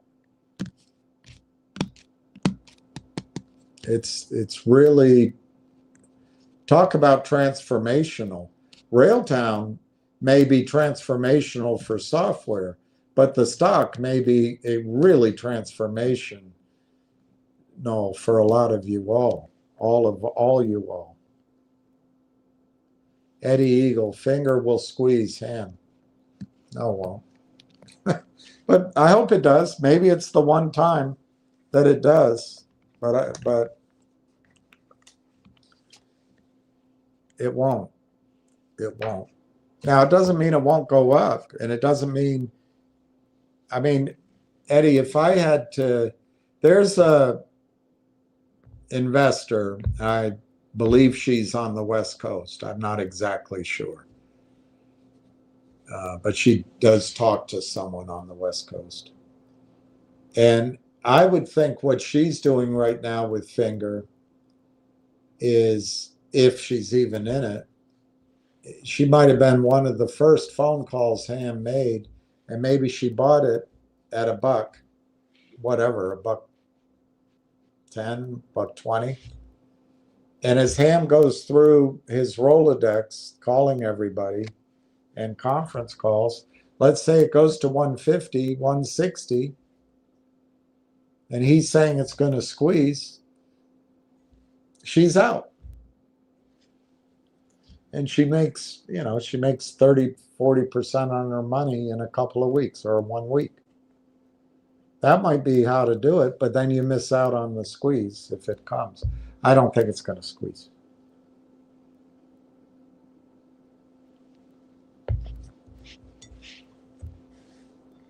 And if you don't mind, I'm not going to emphasize that or explain myself. I've explained it before. But if you're in finger motion for a squeeze, I think you're going to be disappointed. Julius, I need to do a garage sale to get more money to buy. It's a good idea. It's a good idea. It actually is a good idea.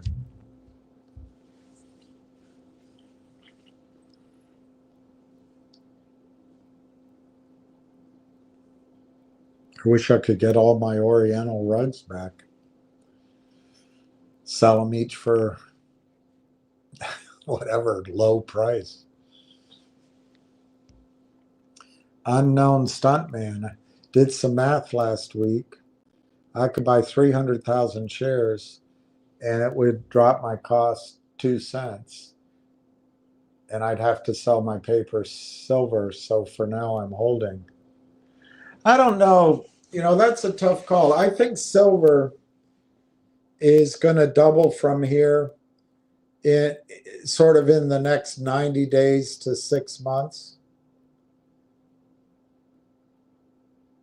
And, you know, I've been waiting for some money to arrive, and I, unfortunately,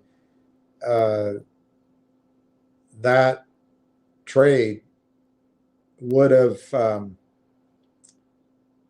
been great in the high 20s, but it didn't happen. It's, again, bureaucracy.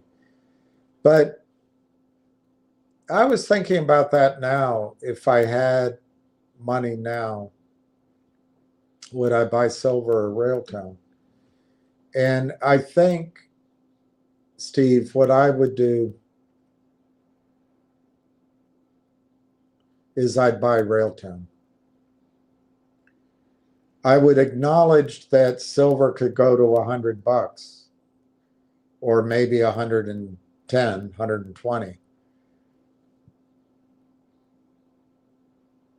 And I would acknowledge to myself that silver may become unobtainable, but you already own paper silver.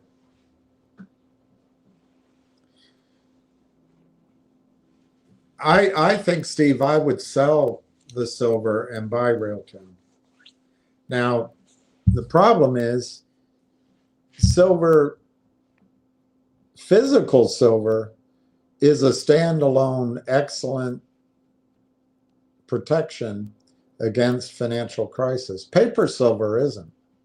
Although if you're in the Sprott physical asset trust, it's better than most. There's one or two others that are okay. But it still has the problem that his silver is stored, I believe, at Royal Bank of Canada. And if the financial world comes apart, who's to say that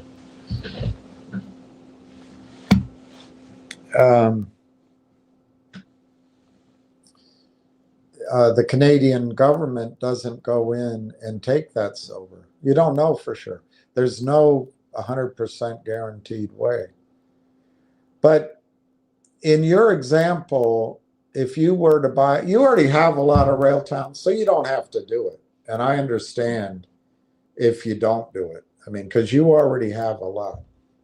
But it's, you know,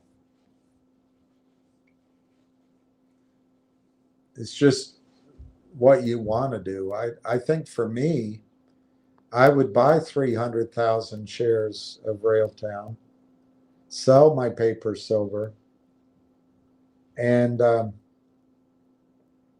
I would either let Railtown go up 10%, 10x or 20x, and then peel off my original, enough of the shares to buy my original paper position of silver, or I might just ride out the cycle. It would all depend on the news flow of Railtown. But you might get on Railtown 100x. You're not going to get 100x on silver in the next 6 months. You might, look, I think silver could give 100x from here. I really do. In the cycle. And it could spike. I mean, if JP Morgan goes down or Bank of America goes down, and silver goes unobtainable. But the banks And the US government seemed to have tools, just like the system got everybody to buy COSCSM, Cosmo. I think the system is going to have some brakes on silver getting out of control, at least for the next 90 days or 6 months. But you have to acknowledge to yourself, while you're out, with your luck, it might run. But Railtown at 33 cents, it very, very easily could be $33 before the summer. That's 100x. That's a big move. And then you may find out you don't want to sell your Railtown, but we don't know that for sure yet. But for example, if there's a bidding war and NVIDIA and Microsoft bid on it, and let's say Microsoft wins, and you're going to get shares of stock in Microsoft, so it goes from 33 cents to, let's say, $34 worth of Microsoft stock. You don't have to pay any taxes on that. You may say to yourself, you know what? I'm going to get my Microsoft stock tax-free, and then maybe I could sell some calls against Microsoft and buy some puts to protect the downside. But I can also use the marginability to go replace at whatever price. If it's not $60, maybe it's $100. But I'll go replace the silver that I sold in a margin against my Microsoft. I mean, that might be something you do. Or you just sell some of your Microsoft and replace your silver. And maybe what you do when it's there is, instead of paper silver, you say, you know what? The market is up. I don't want paper silver. I want real silver. But if you're in a retirement account, maybe all you can do is that. And Sprott Asset Trust is the best. But there are places you can move your money and buy physical. Maybe by that time, your retirement provider, your brokerage will provide physical. It'll come a time when brokers sell you physical gold and silver. They'll build commission on it.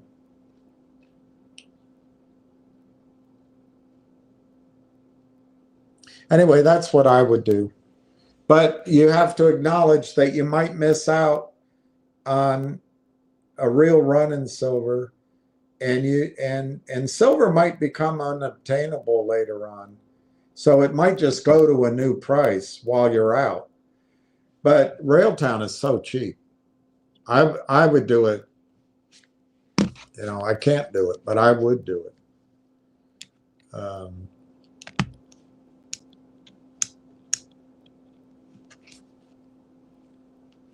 Anyway, and I'd probably try to do it today, frankly, because there's only, 7 days until the annual meeting. I would imagine there's going to be information to share next week, but I don't know it. I mean, I'm so disappointed. I was supposed to get a phone call yesterday. I was supposed to get one this morning. I haven't gotten it. I don't have any update. It's just, I was hoping I could give you more color instead of just my sense. But that's what I would do. I would look, Railtown's going to become unobtainable too. Right now, you're saying you can buy 300,000 shares. You could do it now, but you're not going to be able to buy 300,000 shares as it starts climbing upward, and as the shorts turn off their high-frequency trading program selling. You won't be able to. It's the same story in many ways. It's the same story. Silver went from 32 cents to 60 some, $32, 60 some dollars. And now you're in it. You don't want to miss it going to 100. Well, Railtown's 32 cents on its way to not 62 cents. I think it's on its way to $3.62. And it's probably on its way to $7.50. And then it's probably on its way higher. So, but you'll never be able to buy 300,000 shares of Railtown again. So it's a tough, it's a tough choice.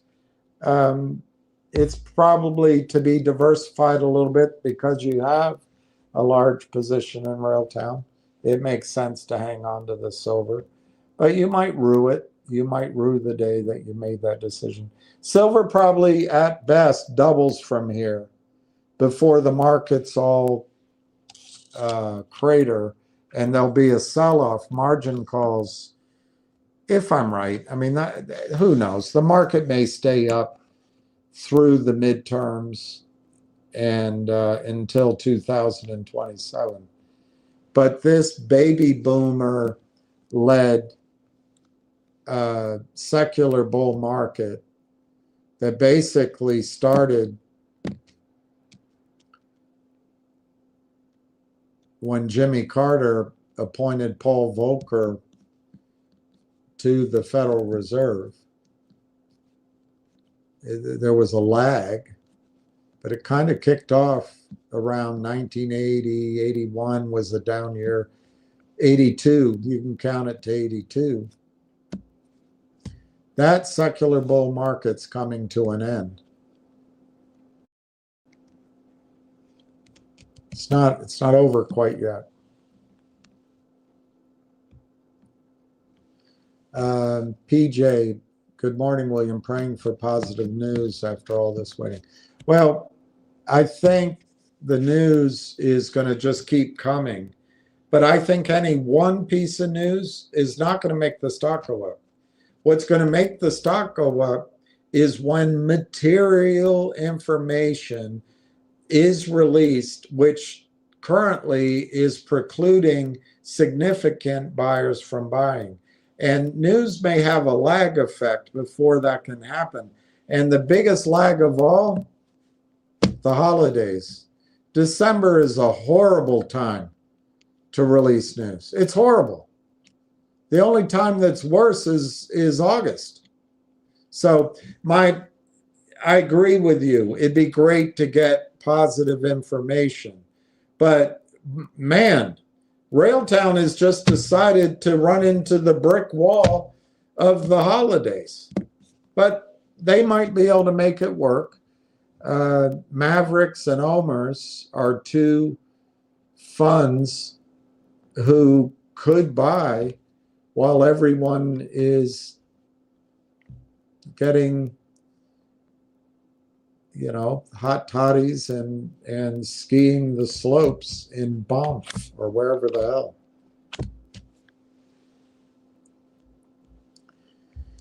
Justin Babish, material non-public information is speculated by me and I can buy more, great. But when will the truth of the story come to light? How can those big firms and insiders get their opportunity? Well, look, I don't know, Justin. It's just the nature of this situation. It's just how the cards lay.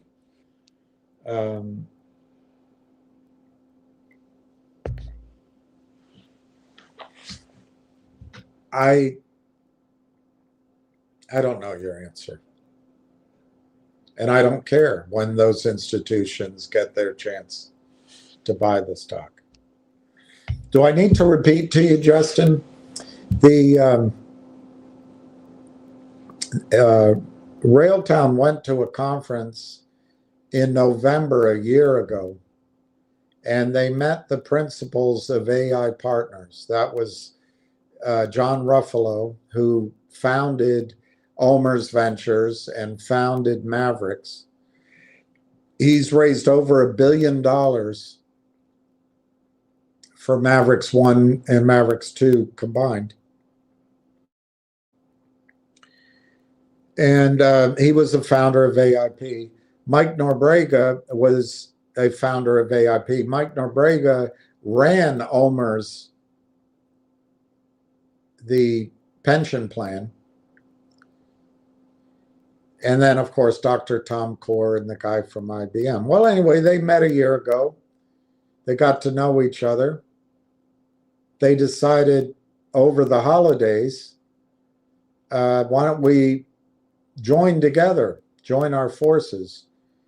They selected Canaccord Genuity as their banker. They made the announcement on February 11th. All of the investors who worked all these years with Corey Brandolini, whether they're institution, individuals, family offices, all of the investors who know Corey Brandolini and have been involved intimately with his successes and now are angel and early round investors in Railtown, they can't, from February 11th, they can't buy Railtown.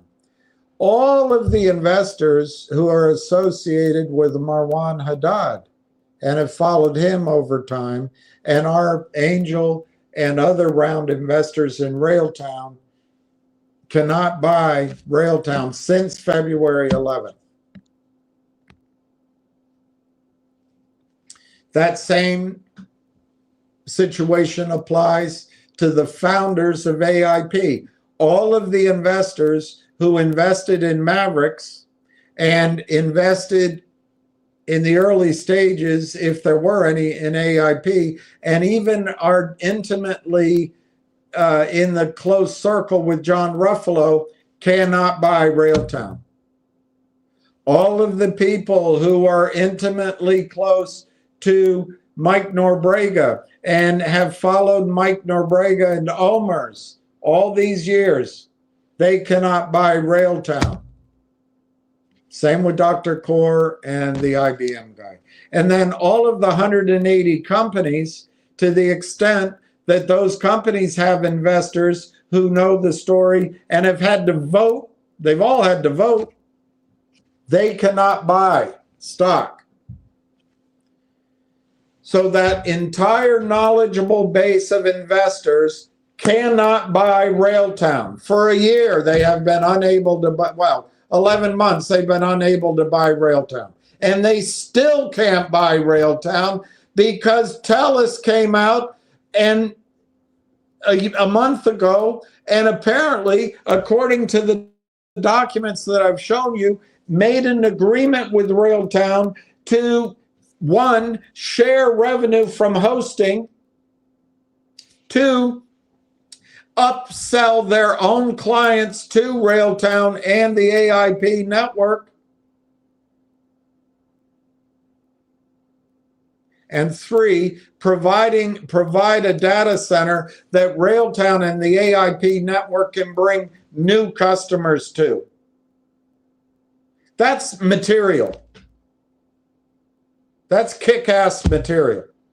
So, unfortunately, even though the AIP deal is completed, until TELUS gets their bureaucratic system to announce whatever information is required by the regulators, that whole cadre of buyers cannot buy Railtown.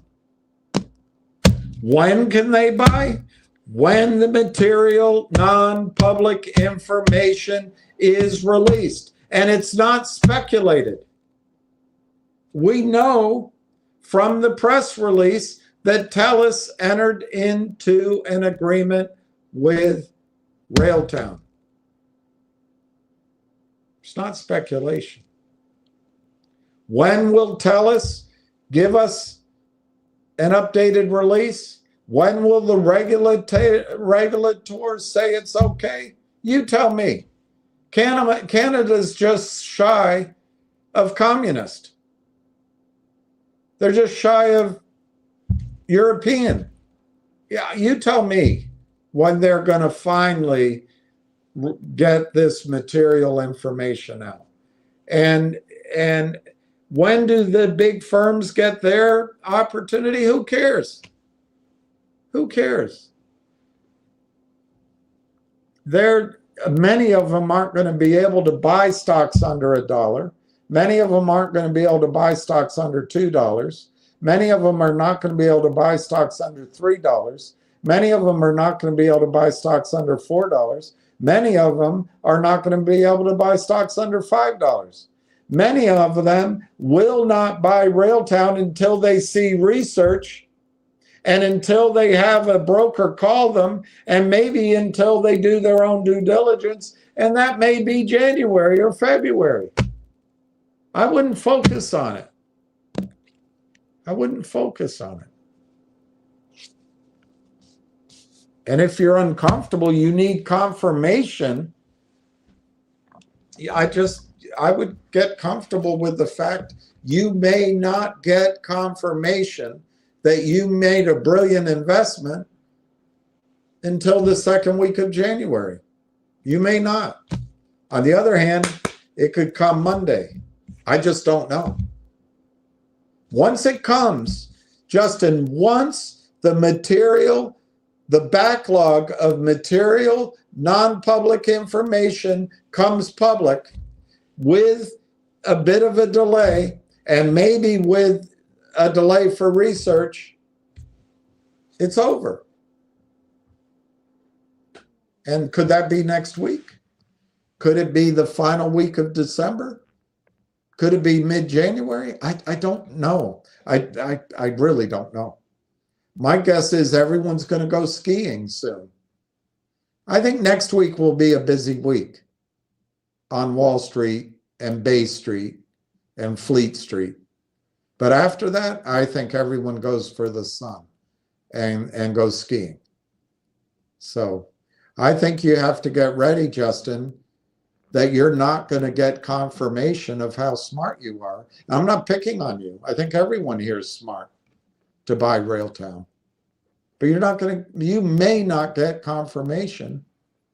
And right now, I would say the odds are at least 60%, if not higher, that you're not going to get confirmation of how smart you are until the middle of January. But 40% is still pretty big odds that something good in terms of breaking that backlog can happen in December. And if I had to guess, it's going to happen before the annual meeting. Of course, I try like I do, calling every day. I cannot get any kind of feedback. So I'm giving you my best sense of it, but we just have to ride it out. I wouldn't worry about the big boys getting a chance to buy. They're going to buy so much stock if they decide to buy that their average price will be $3, $4, $5. They're not going to get a chance to buy it at 36 cents. You do. But if you want confirmation, I'm not you, Justin, I'm talking about everybody, the English language. We do, whatever. We have the chance to, but they won't. By the time they come in, if Mavericks buys into Railtown, they're not buying 100,000 shares. They're not buying 1 million shares. I mean, obviously they have to start by buying 100, buying 1 million, but that's not where they're going to stop. It's not where they're going to stop at all.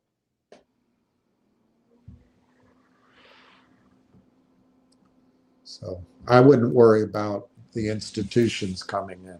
And if you need that to confirm what I'm saying, well, I understand that. But just prepare yourself. It might be a month away, which is fine. It gives people a chance to buy the stock, gives us a chance to enjoy our holidays, and I think it's fine. But it's annoying that it's taken. It's annoying that I've been wrong since June about the urgency in this stock. I have been wrong every month. That is annoying.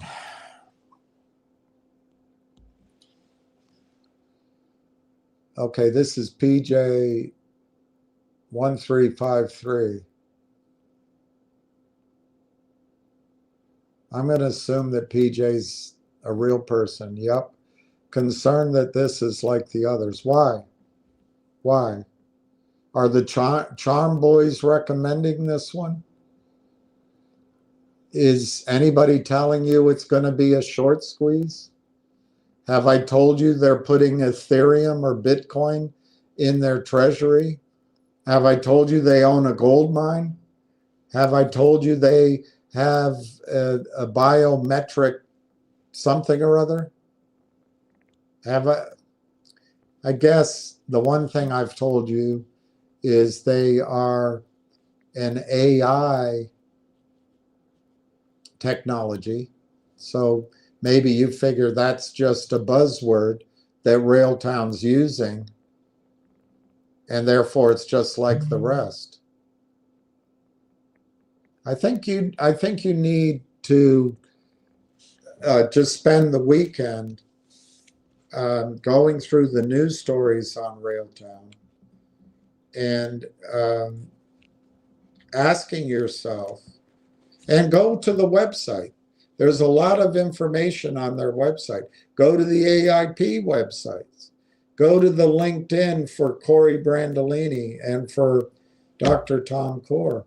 And just start asking yourself, is this all a lie?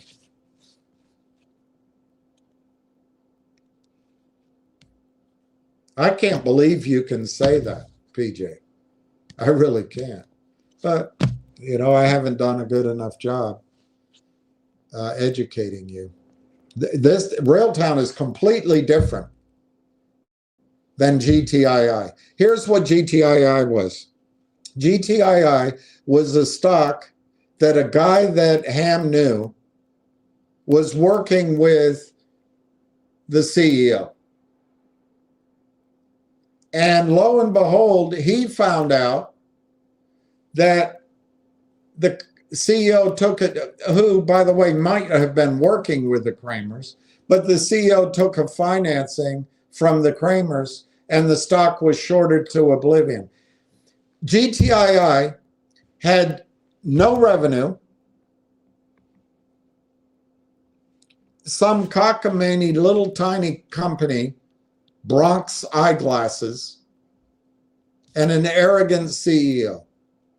For the next year and a half, the guy that Ham knew was able to control or have an influence on the impact and the actions of the CEO, such that GTI tried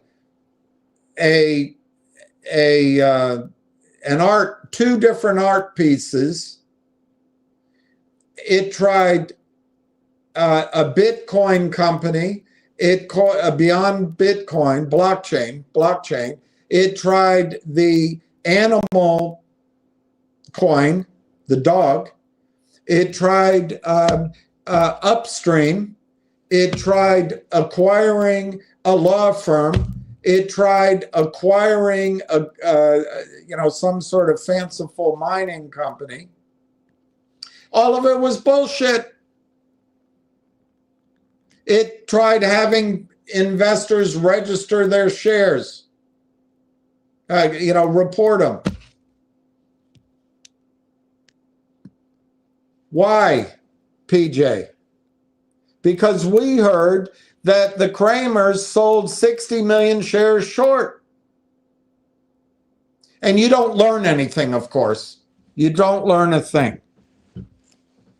You don't learn a thing. But they sold 60 million shares short and kept selling. Ham got the number up to 400 million, which may or may not be true. They issued a special warrant as a dividend which I actually think was causing a squeeze in the stock. But then Alpine took over the Kramer's position, supposedly, and then Alpine filed lawsuits in Florida and actually questioned the very existence of the United States government. I'm exaggerating. And then when they were losing that, they moved them to DC. They moved the trades offshore. And you think Railtown's the same as GTII? What the hell are you smoking? MMTLP. MMTLP, and you know this. You know this. MMTLP started out Torchlight Energy, a company that was introduced to me in its early stages. And I got to know the principals. I got to know board members. I went down to Texas. I went to Oklahoma, or the border with Oklahoma, to meet the geologists of Torchlight Energy. Torchlight Energy had a legitimate story, the Ora Grande, and a couple of other plays. And it was all legit, a little bit speculative. But then oil collapsed during COVID. But more importantly, and I've never been able to find it, but clearly Torchlight did some sort of financing that the shorts could abuse. That happened before you bought MMTLP. So John Berta, I think, intelligently, although I don't know, there's a lot of accusations out there, but John Berta took what was left, the shell company, Torchlight, and offered it to the private company, MMAT. MMAT did a reverse split into Torchlight, becoming public.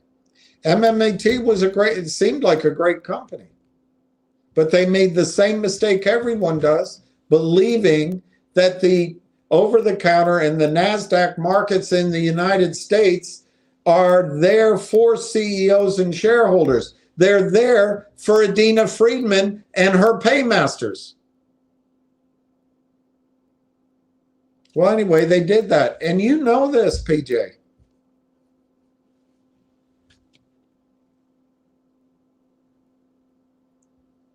MMAT, this genius nanotechnology inventor, he didn't want to own oil and gas properties.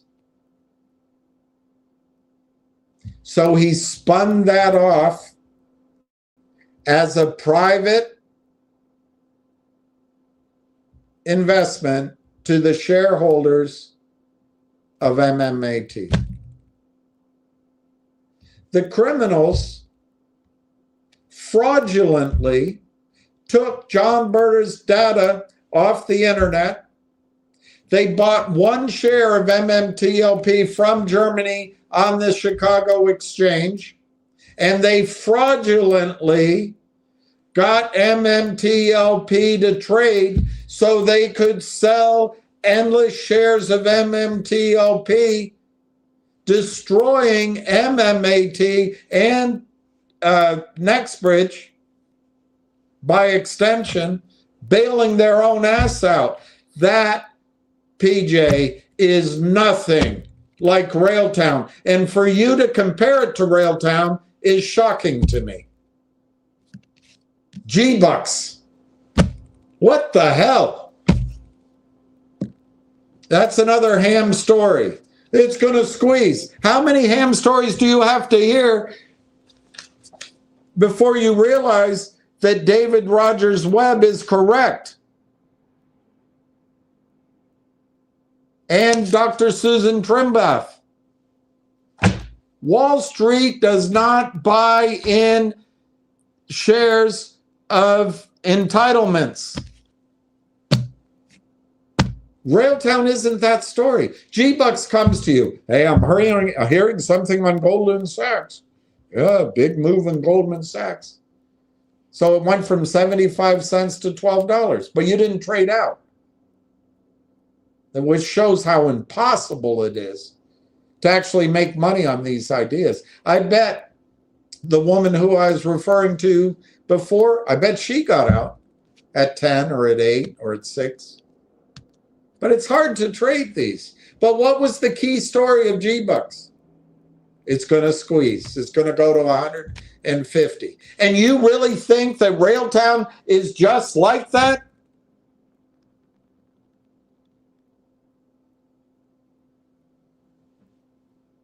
Railtown isn't a hot boy stock.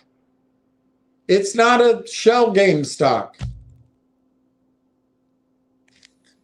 With G-Bucks, they threw everything at it.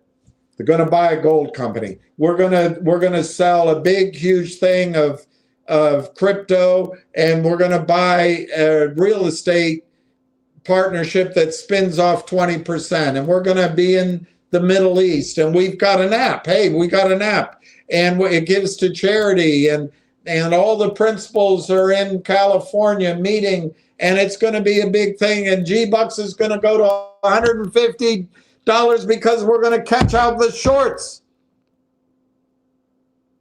What's the main theme that you're hearing there? GTII, after the fact with MMTLP, even before the fact with MMTLP, and with G-Bucks. You're going to catch out the shorts. How many times are you going to have to learn, PJ,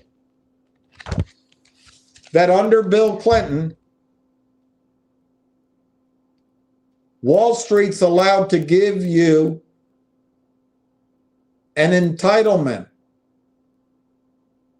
to a percentage of a pool of securities that puts you in an unsecured position. They're allowed to use those securities for derivatives and for their stock loan desks for a hypothecation. Bill Clinton. But you still think there's going to be a squeeze. And you're going to compare Railtown to a squeeze story? Oh, man, no wonder you're going to be shaken out of it. When Railtown goes to 3, you're going to be out. You're going to be, wow, thank God I made money. Because you don't understand what you're invested in. Why do I come on? Am I that bad? I guess I'm just that bad at it. I come on for hours each day trying to teach you what Railtown is, and you have the gall to tell me it's like GTII, MMTLP, G-Bucks? Finger's a little closer, but even Finger, you have the gall to tell me that Railtown's like Finger? Finger does $35 million in revenue every year for the last 3 years, and they lose $1 million. They spend. They have a cash need for up to $1 million a month. And you're telling me that's Railtown? Ah, man. Man. I must be the shittiest teacher in the world. Absolutely unbelievable that you think this is like the others. But that's the power of just driving the stock down day in and day out. You don't understand that the shorts don't know anything about Railtown. They don't care to know.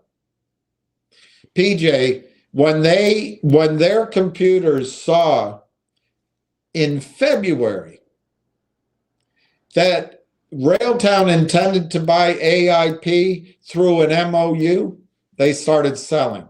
And their whole goal is to change the price of the stock so that it breaks up the deal, which means the stock will go down, or the company issues millions more shares, hundreds of million shares, and that makes the stock go down. But also so they can create a pool of cash so that when Canaccord Genuity comes to them, hey, we got a hot new offering, they can just wire the money.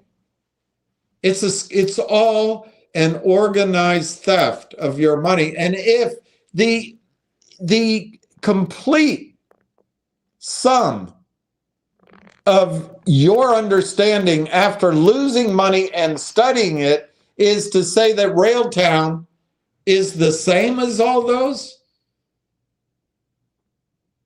whew, you must be a busy man. You must be so busy you don't have time to think.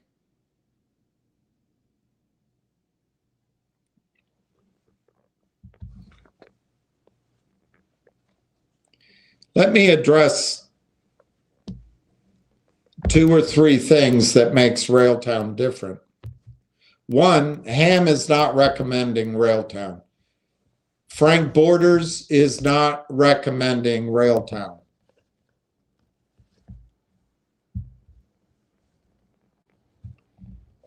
Dan, whatever the last name, is not recommending Railtown. He did briefly a hit and run, but he doesn't recommend any stock he doesn't get paid for. Dan Benedetto, the Frank guy, he's in it briefly, but Frank doesn't do any stock unless he gets a lot of shares he can trade, and he gets 15 grand a month. And then he calls the exact same investors his own investors that are actually introduced to him by him. And everyone thinks, oh, this guy is amazing. He knows everything. That's one thing that's different. The Charm Boys are not recommending.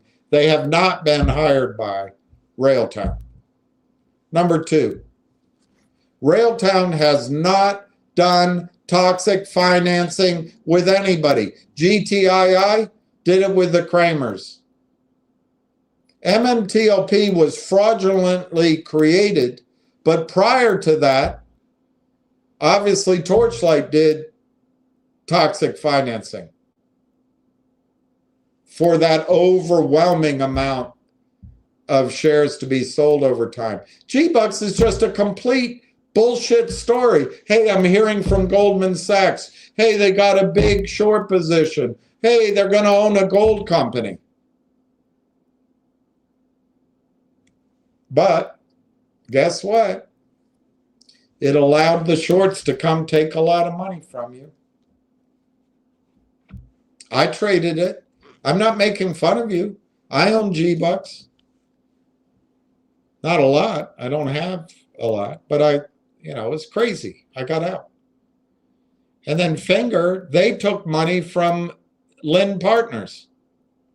Railtown has not taken any money from a toxic lender. That's distinction number 2.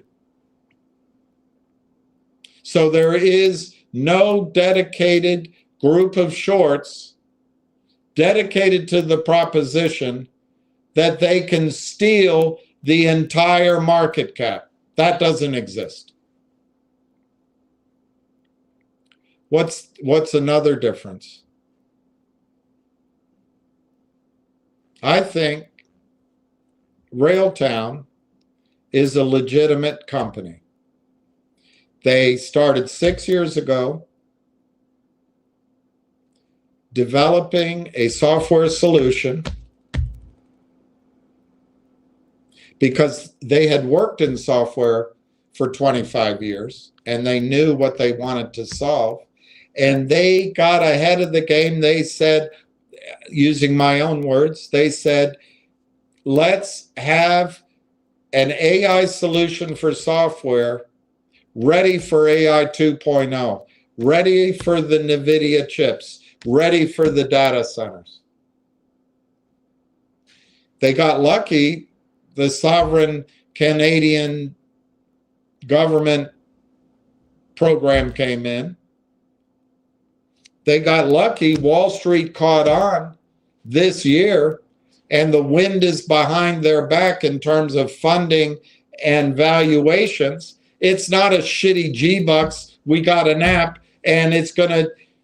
Railtown is in a space where the multiples are 200x. I mean, they can be as low as 20, 25x, but that's the multiples of forward revenue. And it has nothing to do with the Charm Boys.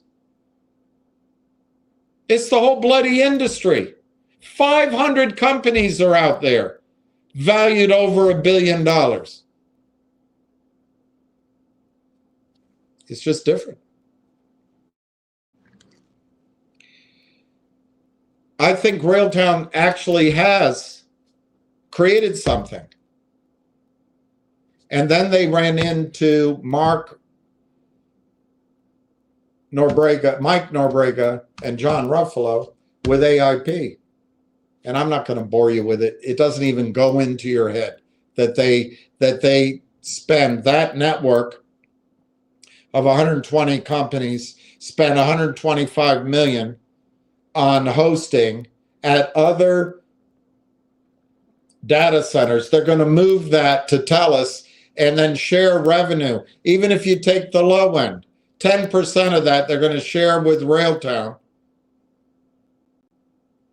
But that won't sink in. Why do I even tell you about it? You're going to just assume it's just like the stocks the Charm Boys tell you. Unbelievable. Unbelievable. Absolutely unbelievable.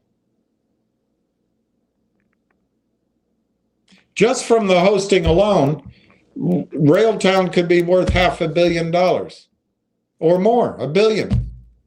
I don't know. That's something we need to learn. But the revenue's there, but it doesn't sink in. You think it's just like G-Bucks, just like GTII. It's absolutely incredible. It's not so much I'm mad at you.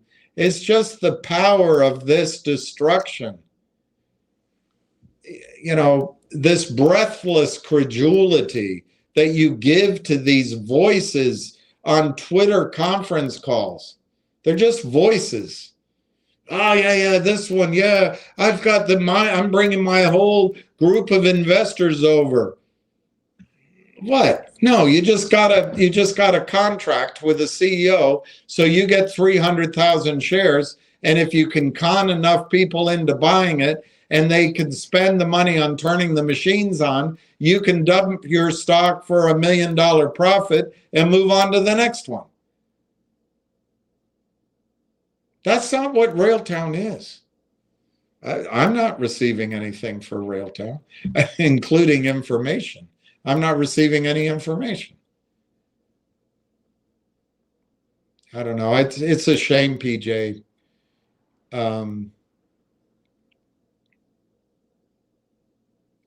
It's a shame that this is so effective, that the stock price being down 2 cents today on 159,000 shares makes you think that Railtown is GTII or MMTLP or G-Bucks or Finger.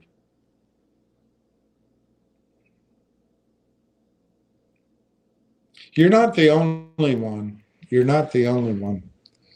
And my frustration isn't at you, it's at myself. I obviously haven't convinced you.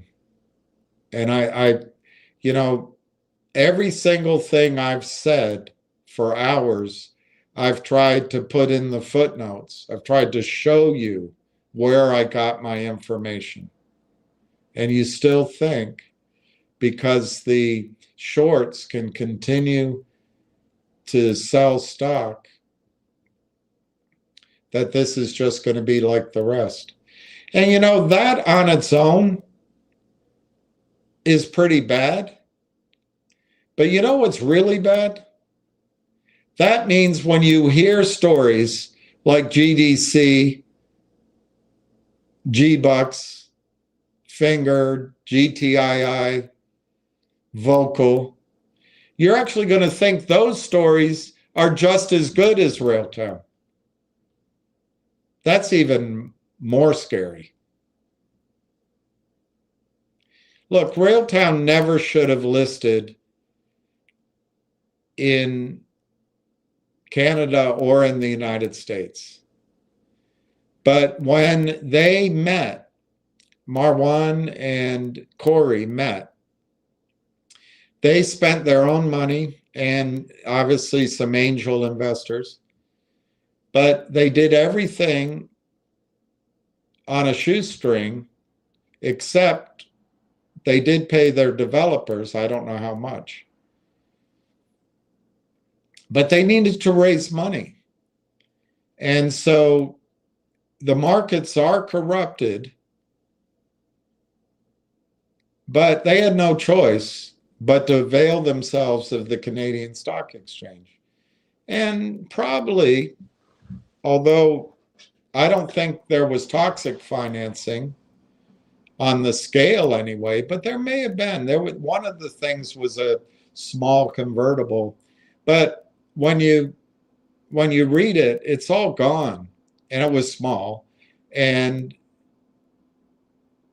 it seemed very plain vanilla. It was non-brokered, so it seemed to be done with family and friends. But there's no question, by going on the Canadian Stock Exchange, they expose themselves to short sellers, because Canada is replete with criminal short selling. The markets are.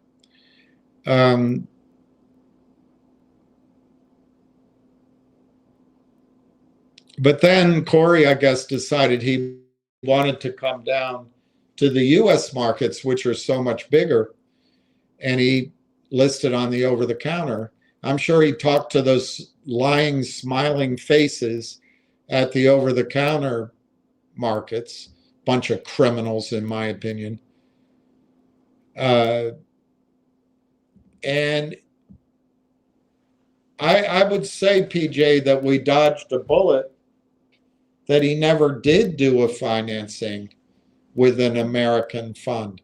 If he had met Jeff Easton or Ari Rubenstein or Kurt Kramer, we wouldn't be in the same situation we are now. But luckily, they never did a toxic financing with a U.S. firm. So there is no dedicated group of investors or hedge fund dedicated to bring the stock like DBMM or like HPIL or VNUE down to seller box status, or Northwest Bio. So it doesn't exist there. So I think Corey dodged a bullet. And then your nervous system, your electricity is telling you, because the stock has been punished by shorts during this period of time where the company has not disclosed material inside information, including the closing of AIP. Therefore, there's no informed, well-heeled buyers, and therefore there's no research. Therefore, there's no solicitation of buy orders for Railtown in Canada. You think it means it's just like GTI, GBUX, MMTLP, and Finger?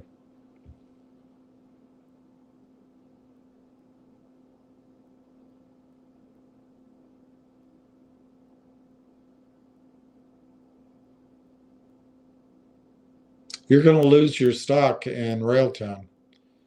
As soon as the stock goes to $3, the Charm Boys are going to come on with another story that you're going to think is just as good as Railtown. You'll sell your stock, you'll move over there, but you'll be going from a revolutionary story a company that within 6 months will probably be listed on the New York Stock Exchange, and maybe within 12 months will be purchased by Microsoft. You'll go to one of the stocks that the Charm Boys tell you. I don't know, PJ, you might as well not even own this stock. You're going to get shaken out. You don't understand what it is. And that's on me, it's not on you. It's very depressing. I got to think of how I can teach you that Railtown is different. GTII is nothing compared to Railtown. MMTLP is a fraudulently created placeholder, which was turned into a trading stock. MMTLP is a complete fraud. Nothing like Railtown. G-Bucks is just a concoction. Some guy with a cigarette and a gin said, hey, why don't we put this piece together with that piece? And hey, I know, I'll have Ham tell everybody it's out of Goldman Sachs. And hey, I know, I'll pretend I have somebody in the middle. Whatever the hell.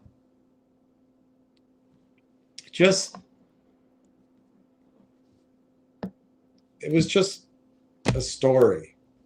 And Railtown is not that. Railtown is not a concoction over a bar, a cigarette, and a gin, and a cell phone. Hey, you know what we could do? We could do. We'll put these people together. We'll get it to run up, and then we can get out. That's all it was. And then Finger, I think Finger's a little bit different. Finger, like you say, Finger is a legitimate management team and I think honest CEO. But even a good team like that took a deal with Lynn Partners, and then they had another guy buy them out of that deal at $10 a share. Do you think that guy's happy?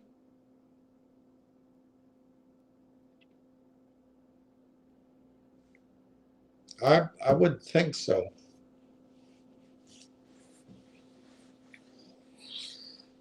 And then Finger has tried Univest, Roth Capital, and now they're on to O'Reilly. They don't make money. They're in China. They do have revenue, but they're an industry that's highly fragmented. Top-up minutes.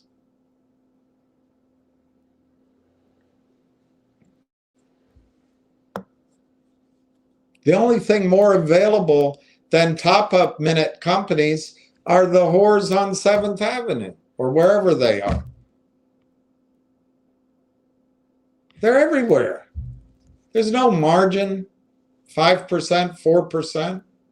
That's exciting. Wall Street's dying to put money in top-up phone companies.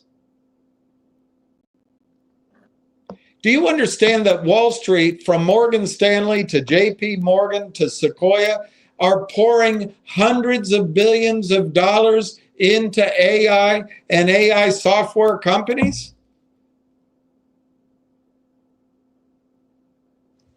I guess not. I guess if Ham says that Goldman Sachs is recommending, it's coming out of Goldman Sachs. And oh, I heard Morgan Stanley. That compares to Sequoia putting $125 million into Langchain. I don't know, PJ. I really don't know. I'm a failure at getting this story across to you. Let me just state it, though. Railtown is mispriced. Railtown is going to go to $3 or $4 or $5. And when the Charm Boys come to you and tell you they've got a better idea and that, hey, you better book your profit, you're going to be robbed. You're going to be robbed. When Railtown goes, let me pick a number. When Railtown goes to $5, That's not the end. That's just the beginning. Now, we need to learn more information, but Railtown probably will go to $50 from $5. Now, it'll take time, and a lot of things will have to layer in to get there. But if you get out, because the Charm Boys bring you GTII, MMTLP, G-Bucks, even finger, you're going to be robbed. So please, if I've got to go shortly to dinner with my sister in about 10 minutes. But please, PJ, if you can just hold in your head that I'm telling you Railtown is different. It's mispriced. The current market cap of Railtown, $49 million. The valuation for a company that's not as good as Railtown, but it's all about perception, is $1.25 billion. Who's right, Sequoia or your instinct that this is just like GTII? I have a feeling that Sequoia probably has a better handle on AI and agentic tools to help software developers and what it's worth.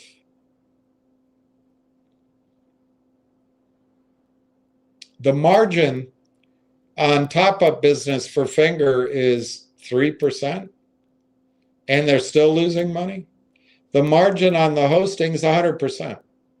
The margin on the other stuff is probably 40%, 50%.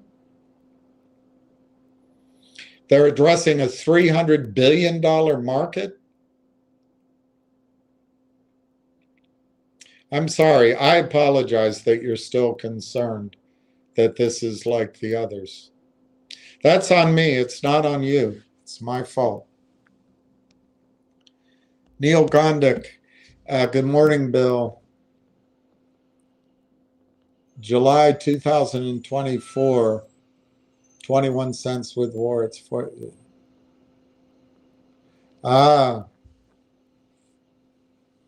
Neil. Yeah, I have that list. I don't have time. I was going to show it.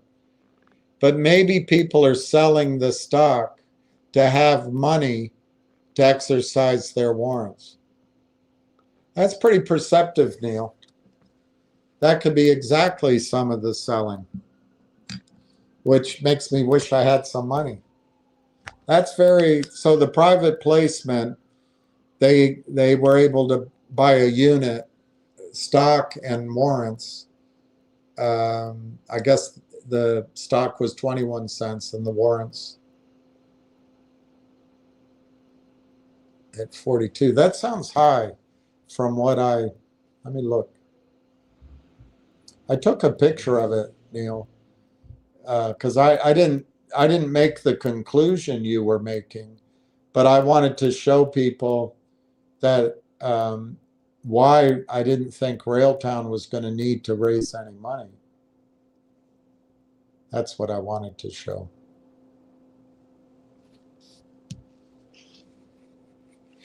No.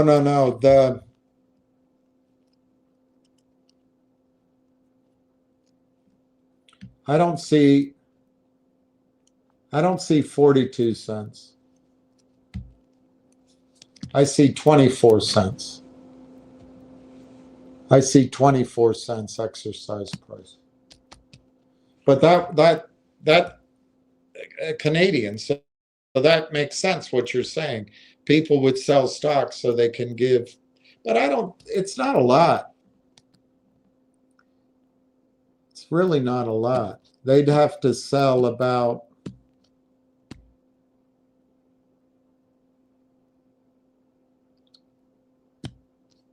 I don't know, 1 million shares.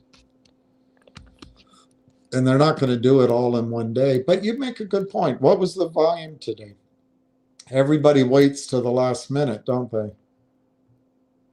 You might be onto something. You might be onto something. Ah, darn it.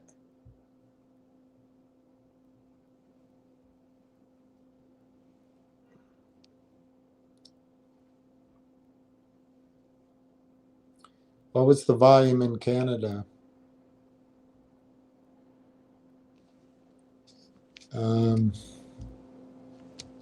54,000. You might be right. Maybe they're doing it over a bunch of days, Neil. That's actually good thinking. It's very good thinking. Clay bought another 1,000 shares. All right. Yay. Boom, boom, boom, boom, boom, boom, boom, boom, boom, boom, boom, boom, boom, boom, boom, boom, boom.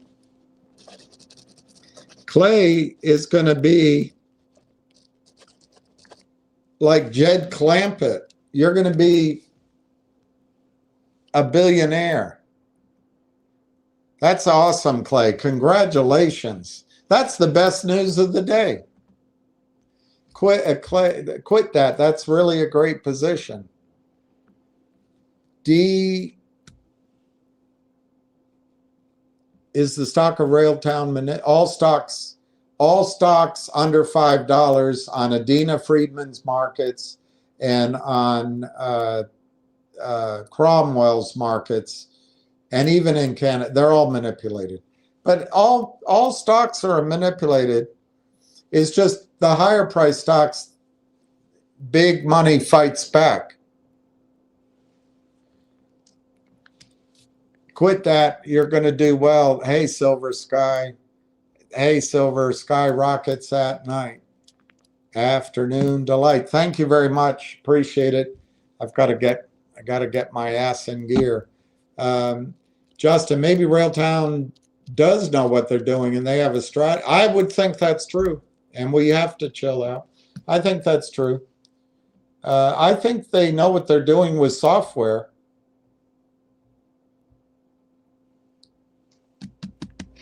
And, Justin, one thing that's going to, maybe by coincidence, is if everything waits till January, imagine that story. There's one thing that happens on Wall Street. Stories get shopped. And if you bring a story to a wealthy individual or to a trading desk or to an institution, and they've heard it before, you might as well finish your coffee and leave.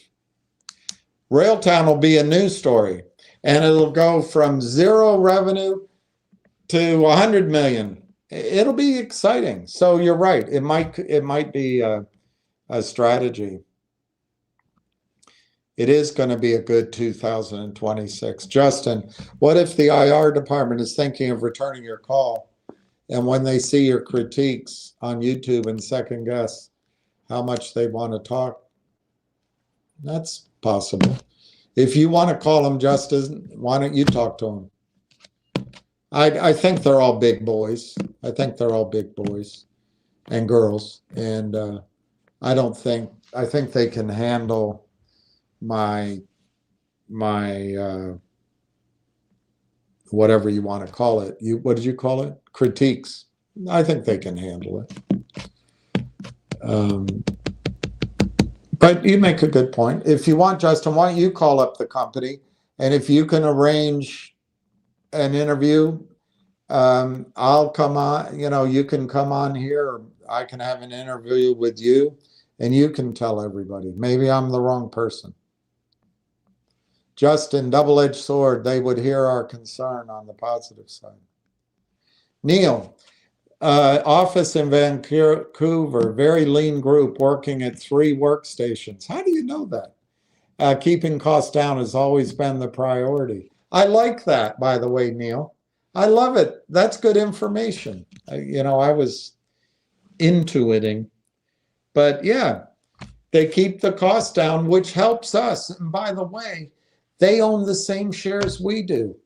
I can't show you without erasing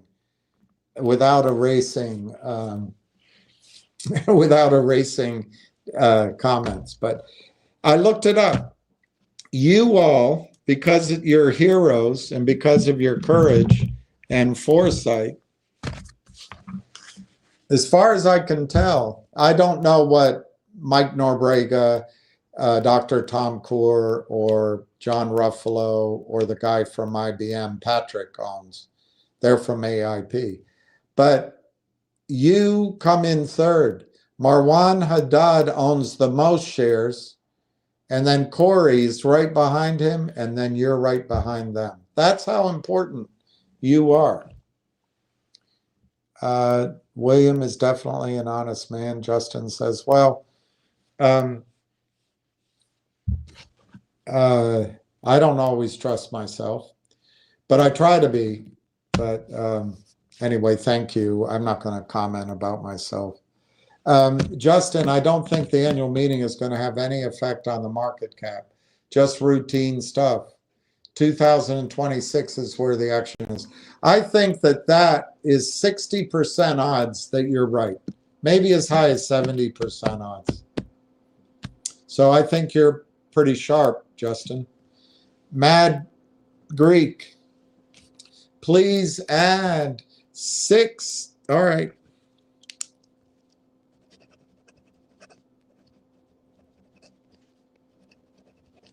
Roadhouse.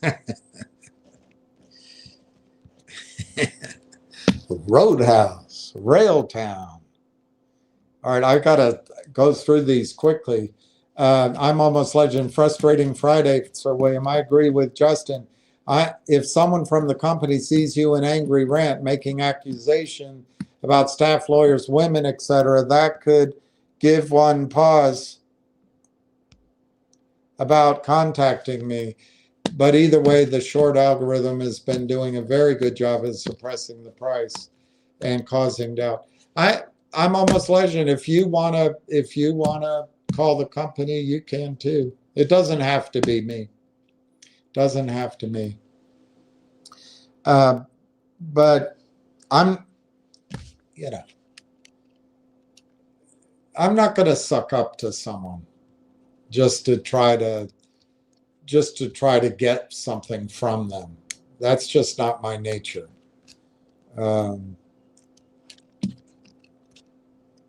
But I'll process what I trust your judgment, you and Justin. I'll process that. I'm almost legend, and I doubt they're watching me. They got a lot of work. If they're watching me, they have time to get their filings in. Dirty Randy, it's Corey's buddies who are. Oh, Lordy.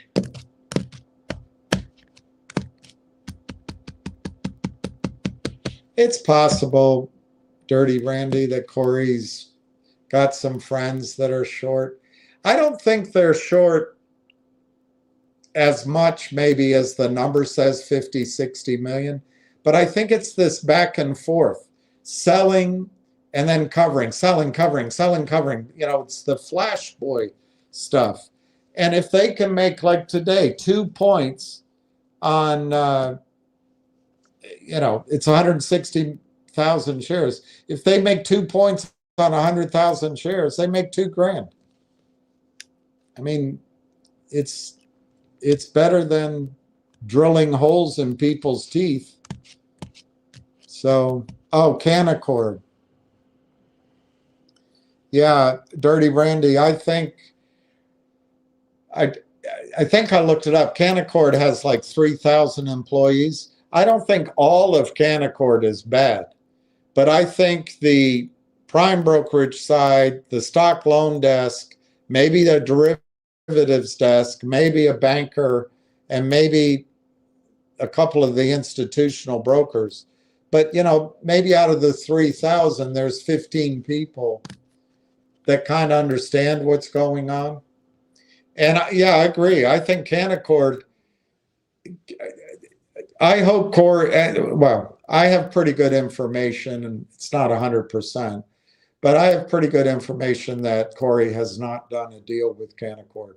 I think Canaccord works for the devil, and Railtown is one client, but Canaccord's real clients are the Toad and the other institutions out there, Anson funds. Canaccord makes their money catering to the industry of short selling that robs North American markets of trillions of, with a T, trillions of dollars every single year. That's where Canaccord makes its real money. So I hope that Corey is under no illusion that Canaccord, as a total entity, is going to look out for one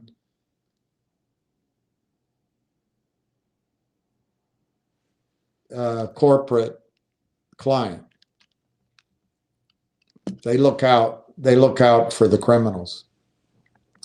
Bob's your uncle, the 94. All right, Bob's 9,400.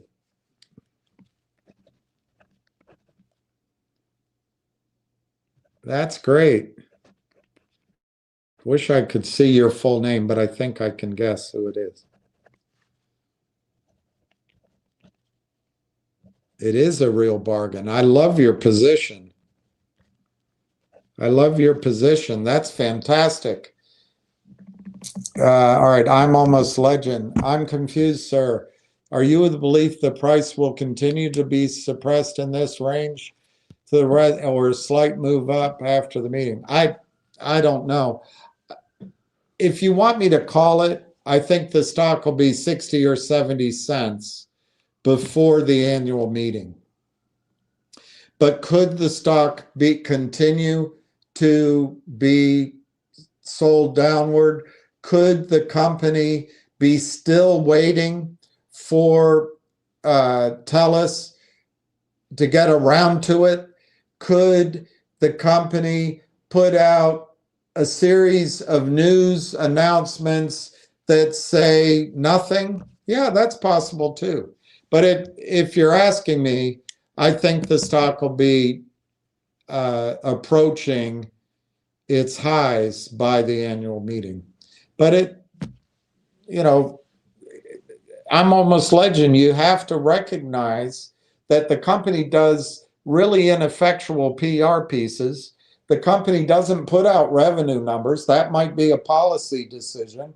And so we're going to have to wait for material information to get out so the company can talk directly to institutions, because we won't understand the press releases, and talk to research analysts. And that's going to be a process that takes 1 or 2 weeks. And you got Christmas coming up. So yeah, I would say it's a flip of the coin that the stock, I don't know if it stays this low, I'm almost legend, but it could stay in the 40 cent, 50 cent, 60 cent range for the rest of the year. It could. I think it's too late to sell, but anything's possible, you know. We could have a bad 1 or 2 days. Anything's possible. But remember, all my predictions have been wrong. It's possible that the stock finishes the year at $1.50 or at $2. You're asking me, I'm almost legend, to make predictions when I do not know when the hell TELUS is going to announce material non-public information. I don't know when Railtown's going to announce material non-public information. I don't know when Railtown is going to announce any other news they have. I don't know if Railtown is going to get their financials done in time. I don't know who's handling all the procedure for the annual meeting. So I just don't know. But I do know the annual meeting's on December 17th, and that anything Railtown does after December 17th is going to be pushing on a string in terms of finding anybody at their desks or doing anything over the holidays. So yeah, I'd say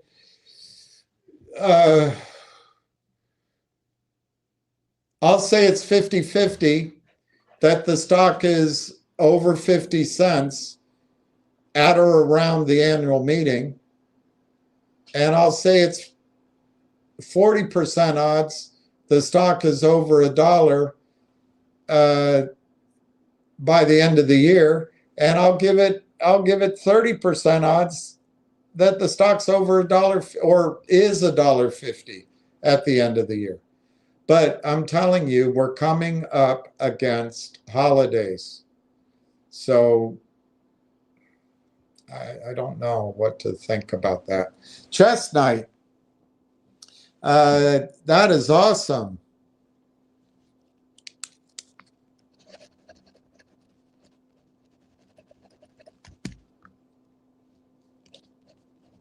That is awesome, Chestnut. Congratulations. Really, I love that. I'd love to hug that dog. Ward Richardson.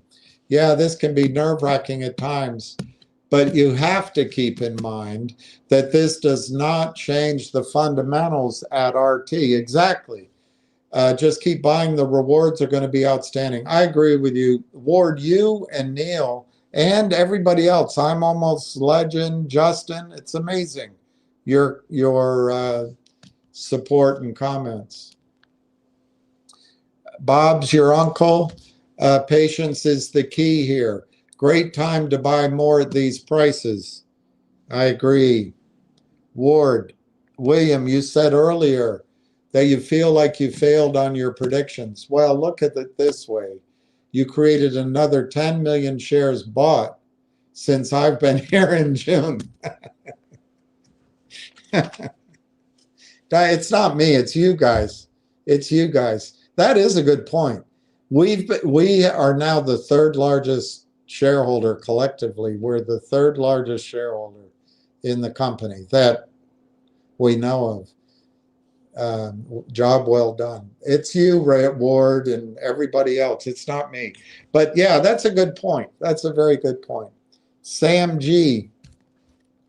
Will, what's your take on the October 8th PR stating 50% of the ESCO shares will be eligible for release from escrow upon recording annual recurring revenue equal to or greater? So you're a short, right? I don't have time to go over it, but what you're talking about is 1 million shares. You're talking about 1 million shares. There were three numbers.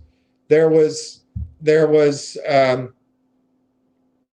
million shares held back as a true up number, and then there was 10 million reserved for that, and then there's the other 40 million.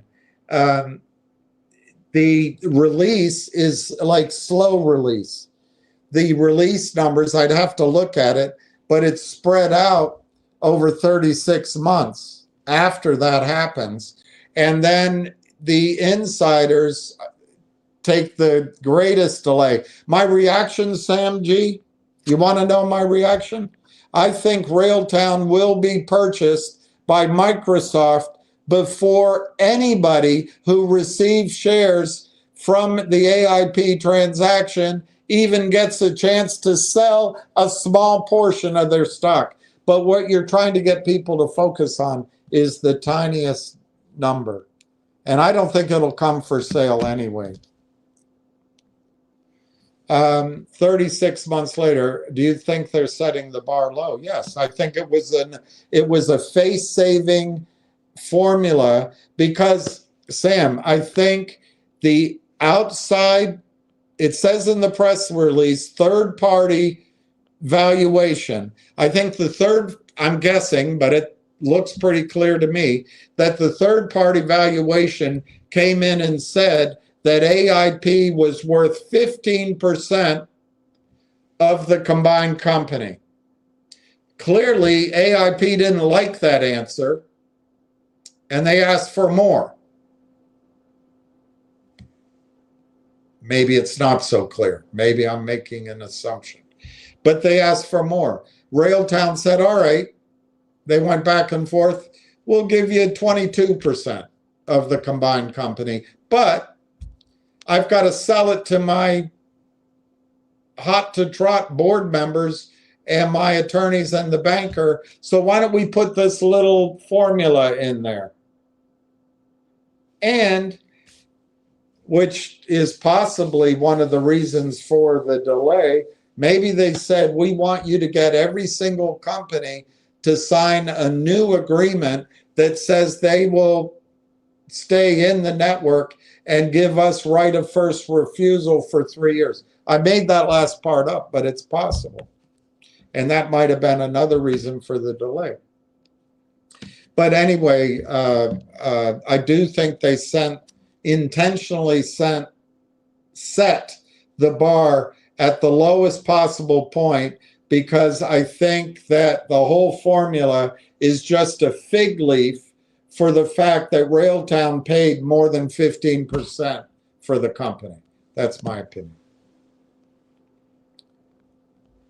Ward Richardson, William, I understand that TELUS has $20 billion in annual revenue.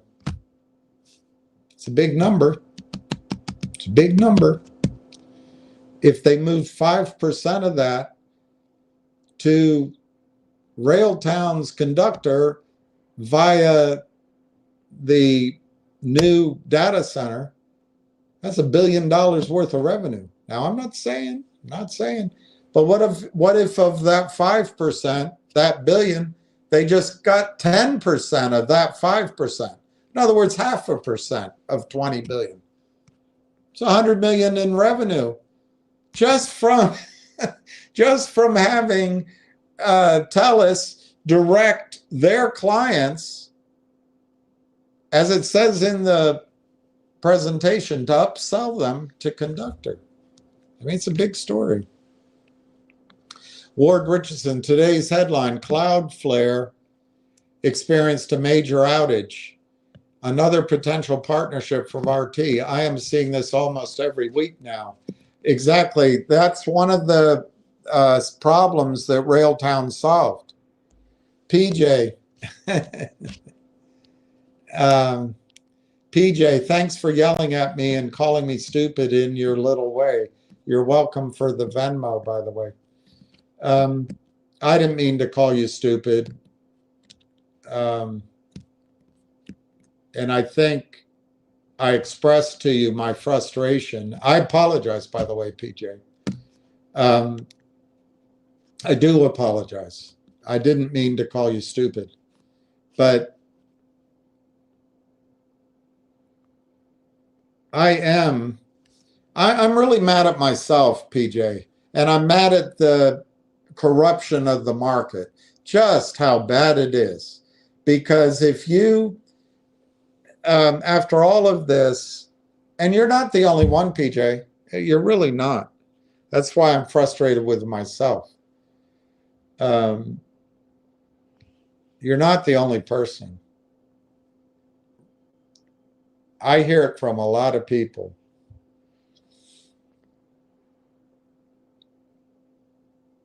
So that's really a failure on my part, PJ, not yours. And I would agree with you. And I can't remember everything I said, but if I called you stupid, that was very little of me. I would agree with that, and I apologize for it. And thank you for your Venmo, because it helped keep this alive. So thank you very much for that. That's sincere. But Railtown is nothing like all those stocks. And I've got to do a better job of making that clear. It doesn't help that the stock stays under red every single day, it feels like. And the fact is, PJ, if people listened to me a year ago, they're losing a lot of money today. So in that sense, it's similar to every stock on the over-the-counter market. But I apologize, PJ.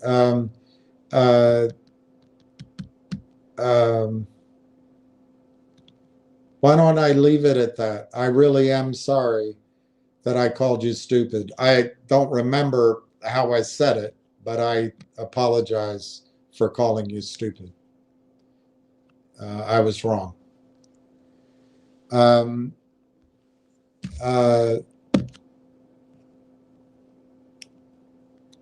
Silver Skyrocket. PJ's a good person. I should have expressed myself differently. My frustration is, one, the system always works. This selling of stock, this destruction of market cap works. Why? Because it's human emotion. It's human experience. We're all the same way. Look, if I were just to defend PJ, if someone brought me Railtown today and said, look at this great stock, and it was like a 1 minute phone call, I'd look at it and say, it's just like the rest. She's not wrong. She's not wrong. So I was out of line. Silver Skyrocket, take it on the chin. Yeah, okay. PJ, my comment was taken way out of context. I listened vigilantly, am long-term right down. I just said I lost a lot in the other stocks, and heard about on this channel. Yeah, well, that's a fair criticism, PJ. That's a fair criticism. I don't think all of those stocks were mine, but you did hear about them here, so I have that going for me. And you're right.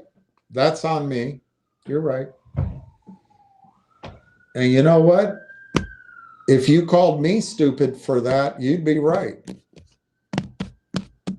I feel like I was totally stupid listening to the short squeeze idea, but I believed it because I used to experience it. But it makes me feel, in retrospect, quite stupid.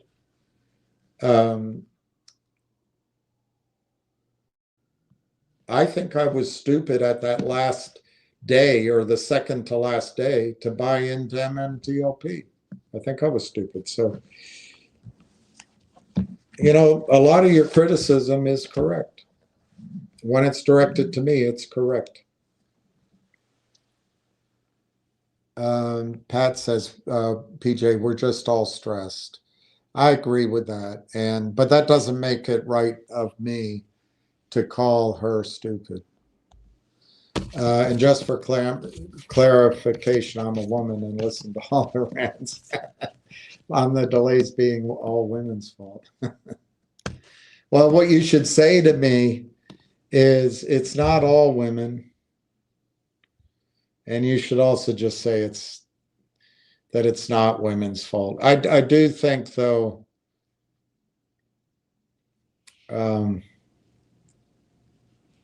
I do think it's a bureaucratic fault, and I do think the attorneys are new in terms of length of service. So I'm not sure we got the A team. But you're right, they happen to be women. That's not that's not a fair characteristic. And if it matters, the personages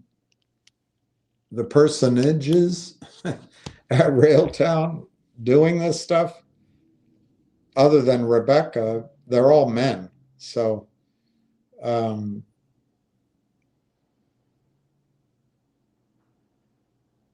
I should blame it on men.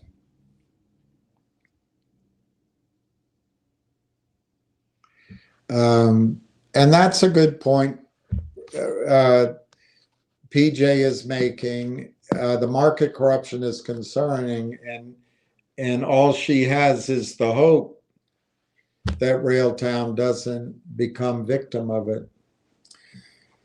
And I actually think that's a legitimate concern, because Railtown,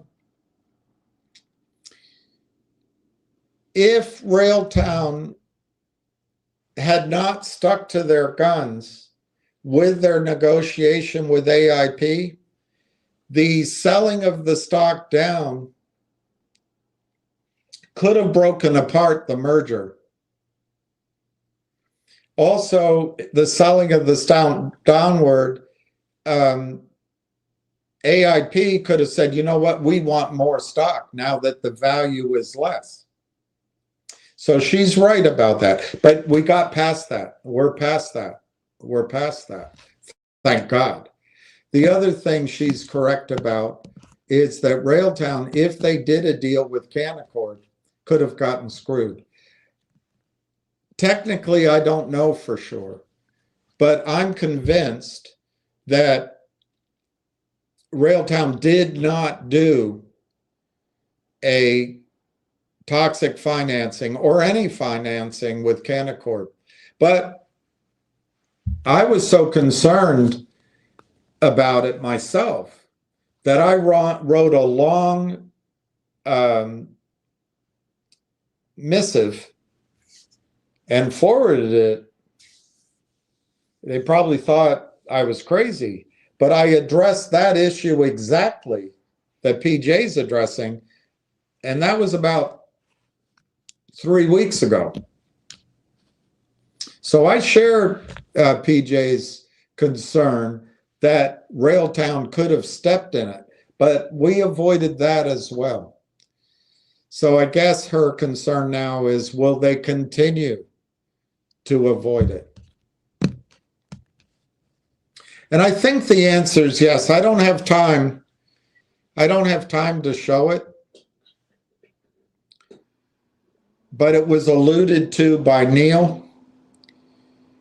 Railtown is raising approximately $500,000 to $1.5 million every month from here, I think, all the way out till May. And it's not by offerings, it's just by people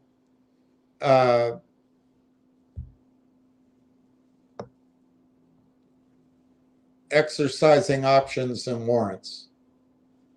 So I did want to show you, but my point is, PJ, the company will not need to do a toxic financing. And if I had time, I'm going to be late now, but if I had time, I would show it to you. I'll show it to you maybe Monday, or if I get an update, I'll do it maybe tomorrow, but it doesn't look like I'm getting any update today. But I think your concern on the hope is valid. But I don't think the companies are like, I do not think Railtown is like the other companies. I do think you heard those stories here.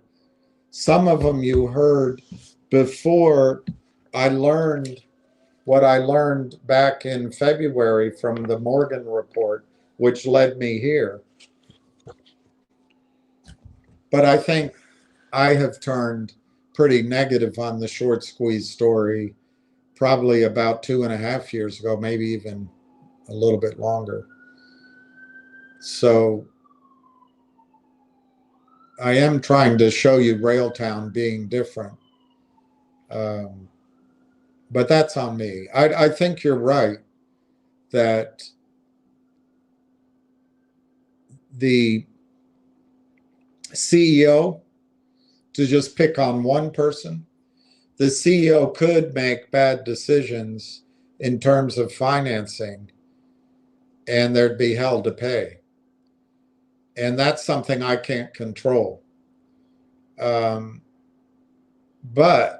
in the case of Railtown, we got past the scheme that the shorts use about busting a merger. We got past that one, thank God. And now I think we're past the point where the company needs to do a toxic financing. Why? Because money is coming in every month. For this 6 months, money's coming in every single month. And so they don't need to do it. So I do think your observation that we're all we don't have control of the decisions they make in terms of financing, I think it's perfectly valid and well stated. Pat, I assume that's what you meant earlier. PJ, I like your cat pit. I have 3 of those monsters. All right, I got to get through this. Darn it. Thank you for your observations and opinions, Sir Williams. Your sometimes nemesis AI had this to say about the release of material updates, likely within 1 to 3 weeks post-merger based on typical microcap. Okay. So we got 2 weeks to go? 1.5 weeks to go? That's pretty good. Since the AIP merger is complete, so Railtown can now freely release material updates. They can, unless some of those updates come from TELUS and all the women there. I'm just teasing, PJ. Doesn't even look like it looks like it's a guy running that. I forget his name right now. French sound. I can't remember. No, I might be confusing it. But anyway. Is anyone going to go to the annual meeting? I'm going to try to go, but it doesn't look like I'm going to make it. But I'll take notes if I do go. Annual meetings can be quite nothing, or it can be big. Then I asked if the holidays could interfere. Some news could still come during the holidays. Yeah, but there won't be anybody at the trading desk to read it or to buy it. That's all I'm saying. The news might come, but it'll be like pushing on a string. That's all I'm saying. And so early to mid-December that would be great. That would be great. That aligns with the annual meeting. All right, everybody. My apologies to PJ, and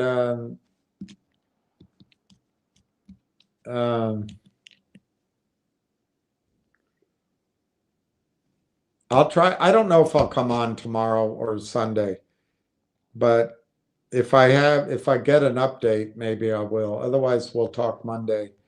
I've got 10 minutes to get to where I'm supposed to be, and thank you, PJ, for the Venmo. I really do appreciate it, and I'm going to put that up right now because I still need help.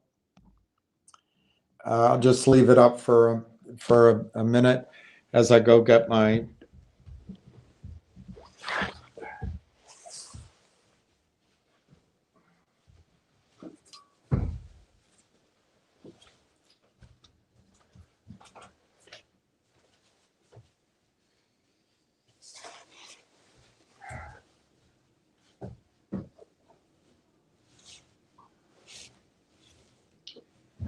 All right. Why does it have to be hard to find? Why does it have, okay, I'll wear these. Okay.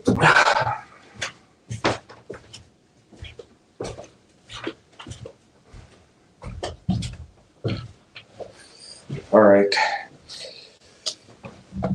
As I get ready, I'll sit here and read any comments, and have a good weekend. Yeah. Oh gosh. Anyway, I never know exactly how things are going to come out when I start, and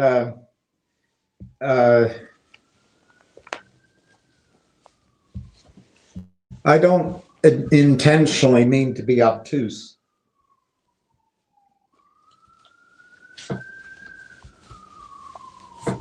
And I'm also aware that I said this stock would be higher by now, and it's not. And my frustration really is with myself, because I made predictions maybe I shouldn't have. And the other thing is, I've really tried very hard to show that Railtown is completely different than the other stocks. One thing being It's not really an over-the-counter stock. But, you know, the price action, it follows the same pattern. So I haven't done a good job, but I haven't been helped by circumstances either. So I think that's where my frustration came in. And I should have been careful. I really didn't mean overall, I didn't mean to address it to PJ. And PJ, one thing I am concerned about, it's been so difficult for everybody.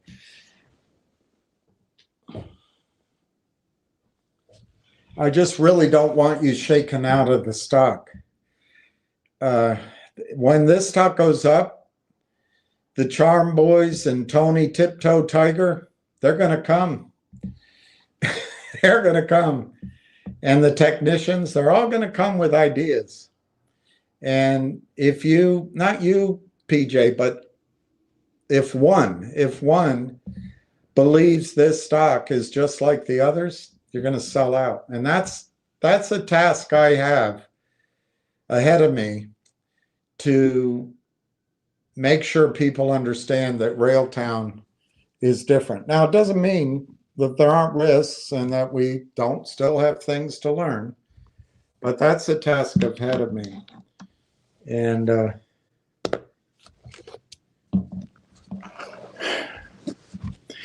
you know, some of the frustrations I carry are just in my own life right now. They're pretty intense. So anyway, I'll do better, I hope. Colby Cormer, have a good evening. Sending some. Thank you very much. Sam, if Railtown does what, everyone should tip him 5% of his winnings. Well, maybe what we'll do is we'll set up a company with something like that, and then I'll own it, you know. But no, I'm not. You don't have to pay me off. There's a couple of charities I think of too, but let's deal with that later on. Anyway, peace to everybody. I'm really late, so enjoy your evening, enjoy your weekend, and happy 5th day of Advent, I think it is. All right, cheers.